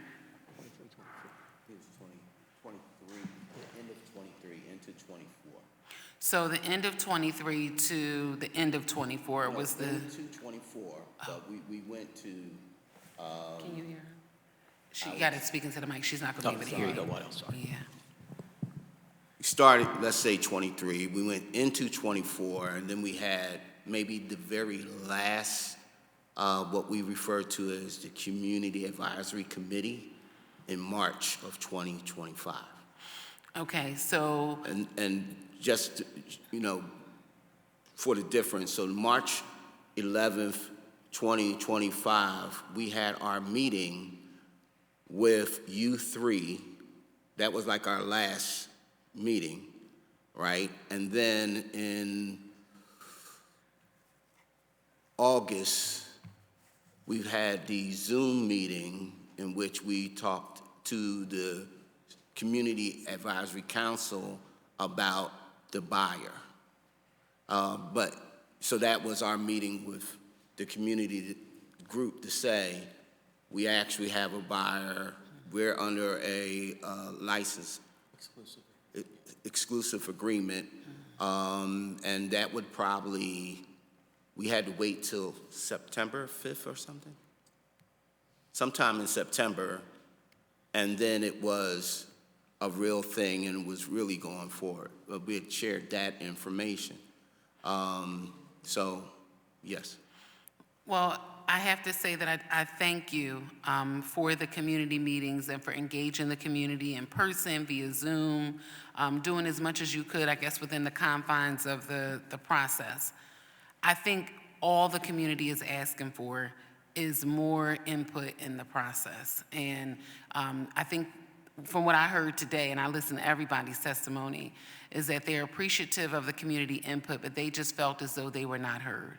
And I think what my colleague is trying to get to, and I'm not speaking for you, colleague, okay, but from what I'm ascertaining about what has taken place, is that it feels as though while the community engagement happened, because of the agreement and I guess what was discussed versus what the community wanted, they felt as though the ultimate agreement that you all entered into was not centered in what the community stated they wanted. And I think from what I'm hearing, the concern is that the community has reservation regarding how the sale is moved forward and does not feel as though they have assurances around the use, even though it's an intended use. And I know that you all say that you put it in the agreement of sale. I think because what they're saying is, I guess, the background of whatever the company or individual that they are concerned about, I guess, them sticking to that part of the agreement. And because you all wouldn't own it or don't own it anymore, you really wouldn't have a say, even though they met with you all for 3 years. And if I just may on that point, that's why we felt it was important to embed the intended uses in the agreement of sale. But the other point that I just want to make sure is not lost is that we're going to be there too, right? So we have stakes, real stakes in this as well.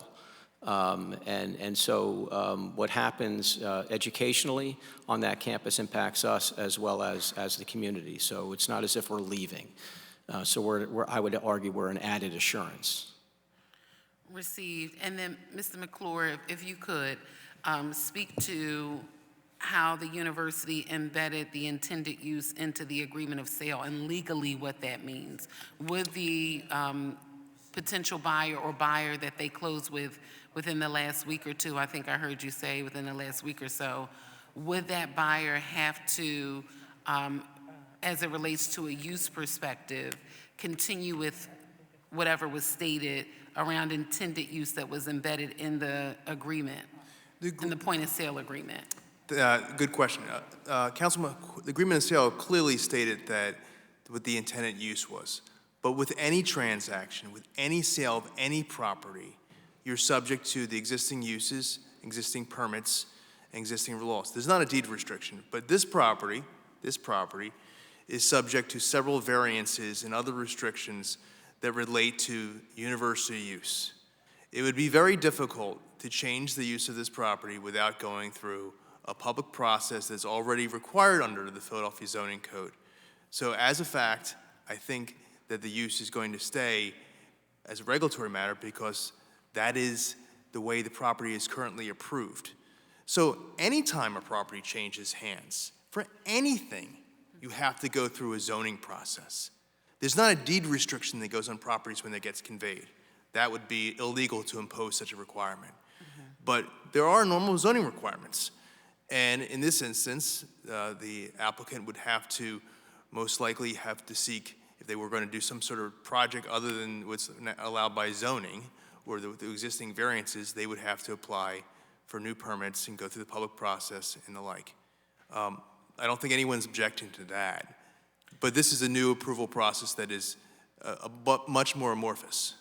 Right, and I think really my question is, because I heard you all say that you embedded the intended use in the agreement of sale. Is that correct?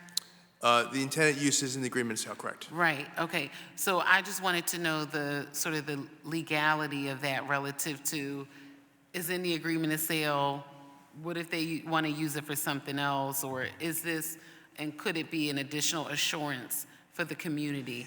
It certainly is embedded in the agreement of sale, which was legal, for purposes of explaining the university's intent and the buyer's intent. Could the property be change use in the future? Subject to compliance with the law? Yes, but that's with any property. But you would have to comply with law.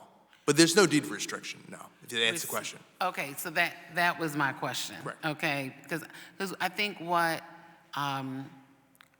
what we're seeking to do is ensure that the trust is there. See, the other issue that's outside of all the documents, all the meetings, how we may feel about St. Joe's and Winfield and surrounding the Hawk Hill campus versus how the university city neighbors may feel because of their experience is the loss of community trust. And that's not something that, you can put in a document per se. That is something that is ascertained over time.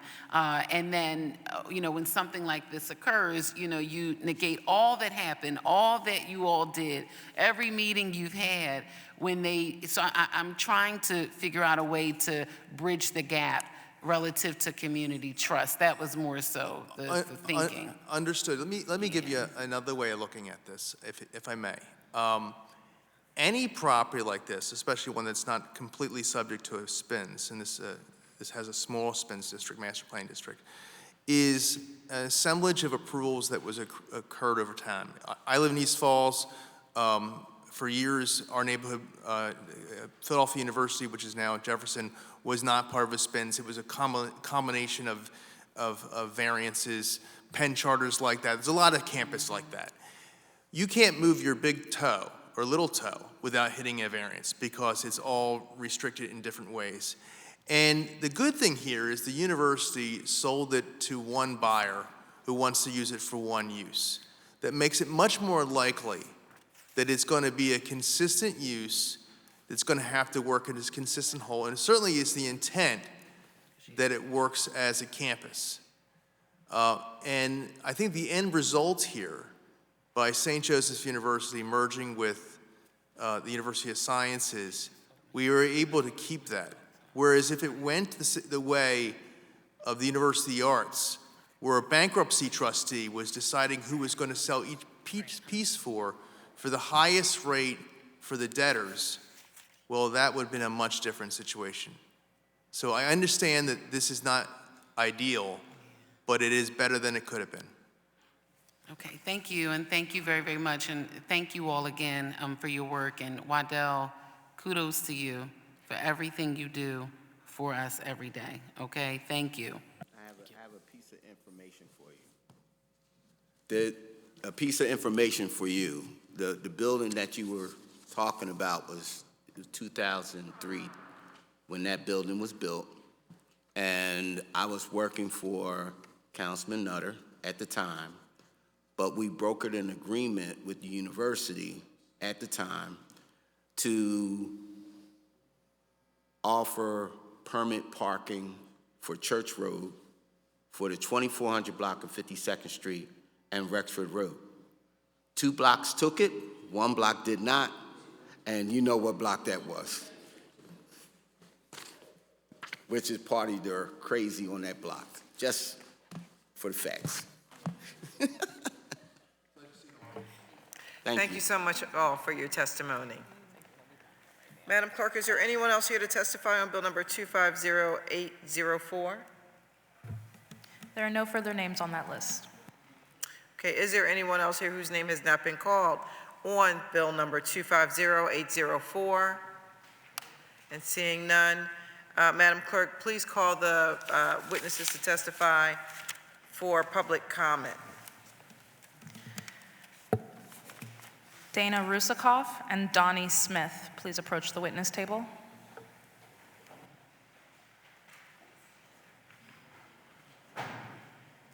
Good afternoon.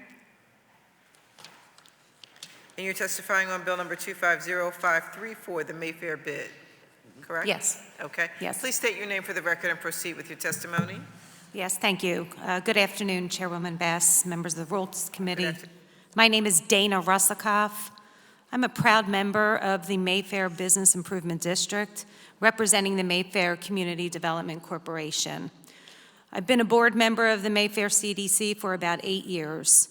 I grew up in Oxford Circle and lived in Mayfair for over 20 years. And although I no longer live in the Mayfair neighborhood, I remain active in Mayfair and Northeast Philadelphia. In addition to being on the Mayfair CDC board, I am also an executive board member of Riverfront North Partnership, the founder of One River Alliance and the July 4th Freedom Fest event at Pleasant Hill Park, and the founder of One River Development, which is in the process of developing One River Marina on the Delaware River in Tacony. I'm thrilled to have this opportunity today to voice my unwavering support for the reauthorization of the Mayfair Business Improvement District. Mayfair is not only a historic Philadelphia neighborhood, but its business corridor is literally America's first highway, King's Highway. For decades, Frankfort Avenue has been a major bustling and vibrant commercial artery serving neighborhood residents with a variety of shops, services, and restaurants. Mayfair is also home to one of the most iconic intersections in the city, Frankfort and Cottman Avenues, which serves not only as a gateway to Northeast Philadelphia from I-95, but also a prominent focal point for community gatherings and, of course, sports celebrations. Since its inception 10 years ago in 2015, the Mayfair bid has evolved from an intriguing but unproven concept to a strong and effective entity focused on ensuring that Frankfort Avenue remains consistently clean, safe, inviting, and engaging for both businesses and residents. Over the years, significant investments have been made along the corridor in cleaning services, environmental infrastructure, signage, communications, and programming.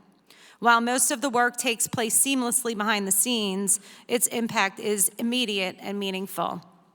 Events such as Third Thursday night markets, the Christmas Village tree and tree lighting, decorating contests, the Mayfair Holmesburg Thanksgiving Day Parade, the annual Seward Johnson statue exhibits, and most recently, the unveiling of the celebration statue commemorating where Northeast Philadelphia comes to celebrate, help instill a sense of unity and civic pride. These successful projects and initiatives would not be possible without the strong leadership and fiscal responsibility of Executive Director Donnie Smith and fellow board members who represent the businesses along the corridor. The bid is also grateful for the ongoing assistance provided by Councilman Mike Driscoll and his staff. Thank you very much for taking the time to hear my testimony, and I respectfully request that you join us in our unwavering support for the reauthorization of the Mayfair Business Improvement District. Thank you. Thank you very much for your testimony. Please state your name for the record, sir, and proceed. Donnie Smith, Okay. Mayfair Business Improvement District. Good morning, well, good afternoon. Good afternoon. Good afternoon, Chairwoman Bass and members of the Rules Committee. My name is Donnie Smith, and I'm truly blessed to have been chosen to serve as the Executive Director of the Mayfair Business Improvement District since March of 2020. I say that I'm blessed because I have lived in Mayfair my entire life, and to be chosen to work with an amazing board of directors and team of elected officials towards the betterment of Mayfair is in fact a blessing. The Mayfair bid runs from Harbison Avenue from Sheffield and includes small portions of Cotman Avenue, Ryan Avenue, as well as Sackett and Levick Streets. The Mayfair bid was formed in 2015 from a desire to maintain what Mayfair currently had in place and to make it an even better place to live. Since the inception of the bid, we now host several events in Mayfair, including but not limited to the Seward Johnson Art Exhibit, Mayfair Third Thursday Night Markets, the Mayfair Holmesburg Thanksgiving Day Parade, the Mayfair Tree Lighting Christmas Village, and our annual Christmas Decoration Contest. The Mayfair bid has also installed several Mayfair wayfinding signs along our corridors, and we have recently installed over 60 decorative curbs and fences around our trees. Most recently, we unveiled our brand new celebration statue right at Cotman and Frankfort, which is our very own Times Square of sorts. Cleanliness cannot be overlooked as the Mayfair bid cleans the corridors in Mayfair 5 days each week. Working with the Commerce Department and a TCB program, we've expanded our cleaning boundaries in the neighborhood of Holmesburg, and we're now cleaning all the way to Solly Avenue. The Mayfair Business Improvement District is made up of over 300 diverse businesses, perfectly serving the needs of a newly diverse community. A recent Pew study reported that Mayfair is now made up of a 27.3% population that is foreign-born, which is currently the highest in the city of Philadelphia, and our current mix of businesses certainly does reflect that trend. In 2025, the Mayfair bid a projected annual income in the amount of $349,000, and it is the board's intention to raise the annual assessments by no more than 3% each year. Assessments are used to fund our staff, cleanup, marketing, and beautification efforts in Mayfair that were mentioned earlier. I'm extremely hopeful that you will continue to see the value of what the Mayfair Business Improvement has done for our community, and I sincerely appreciate the efforts of Councilman Driscoll and his team in assisting and supporting the Mayfair bid in its endeavors. Please review the letters of support submitted from several of our property owners and business owners alike. Our board remains dedicated, and I look forward to continuing with my work to make Mayfair a great place to visit and an awesome place to live. I just want to point out that I did have two other people here to testify as well. However, they had to leave due to time constraints. But I thank you for your support. Thank you so much for your patience and for your testimony today. Thank you. Any questions from the committee? No? Okay. Thank you for being here. Absolutely. And is there anyone else here to testify or to offer public comment on any of the bills today? Seeing none, we will now proceed with taking public no, we already did that.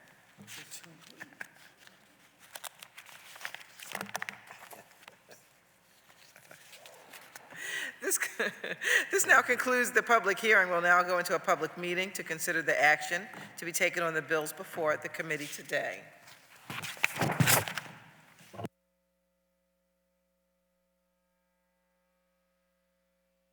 Okay. Thank you for your patience. We'll now ask the clerk to please call the roll. Chairmember Bass, Present. Vice Chair Member Squilla, Present.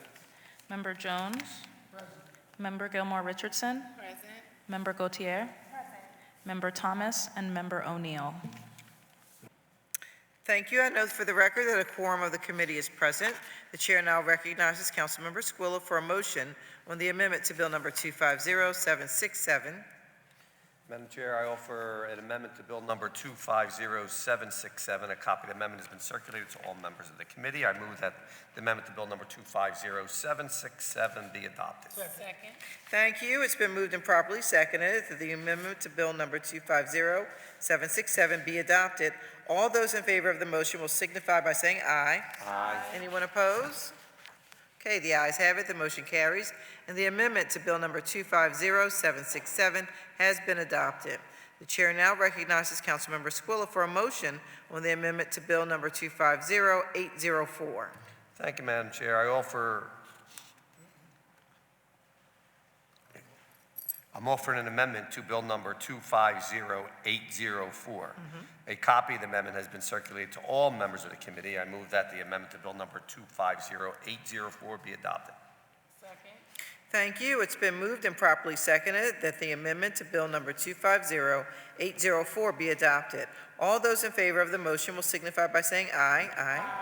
Anyone opposed? The ayes have it. The motion carries. The amendment to Bill Number 250804 has been adopted.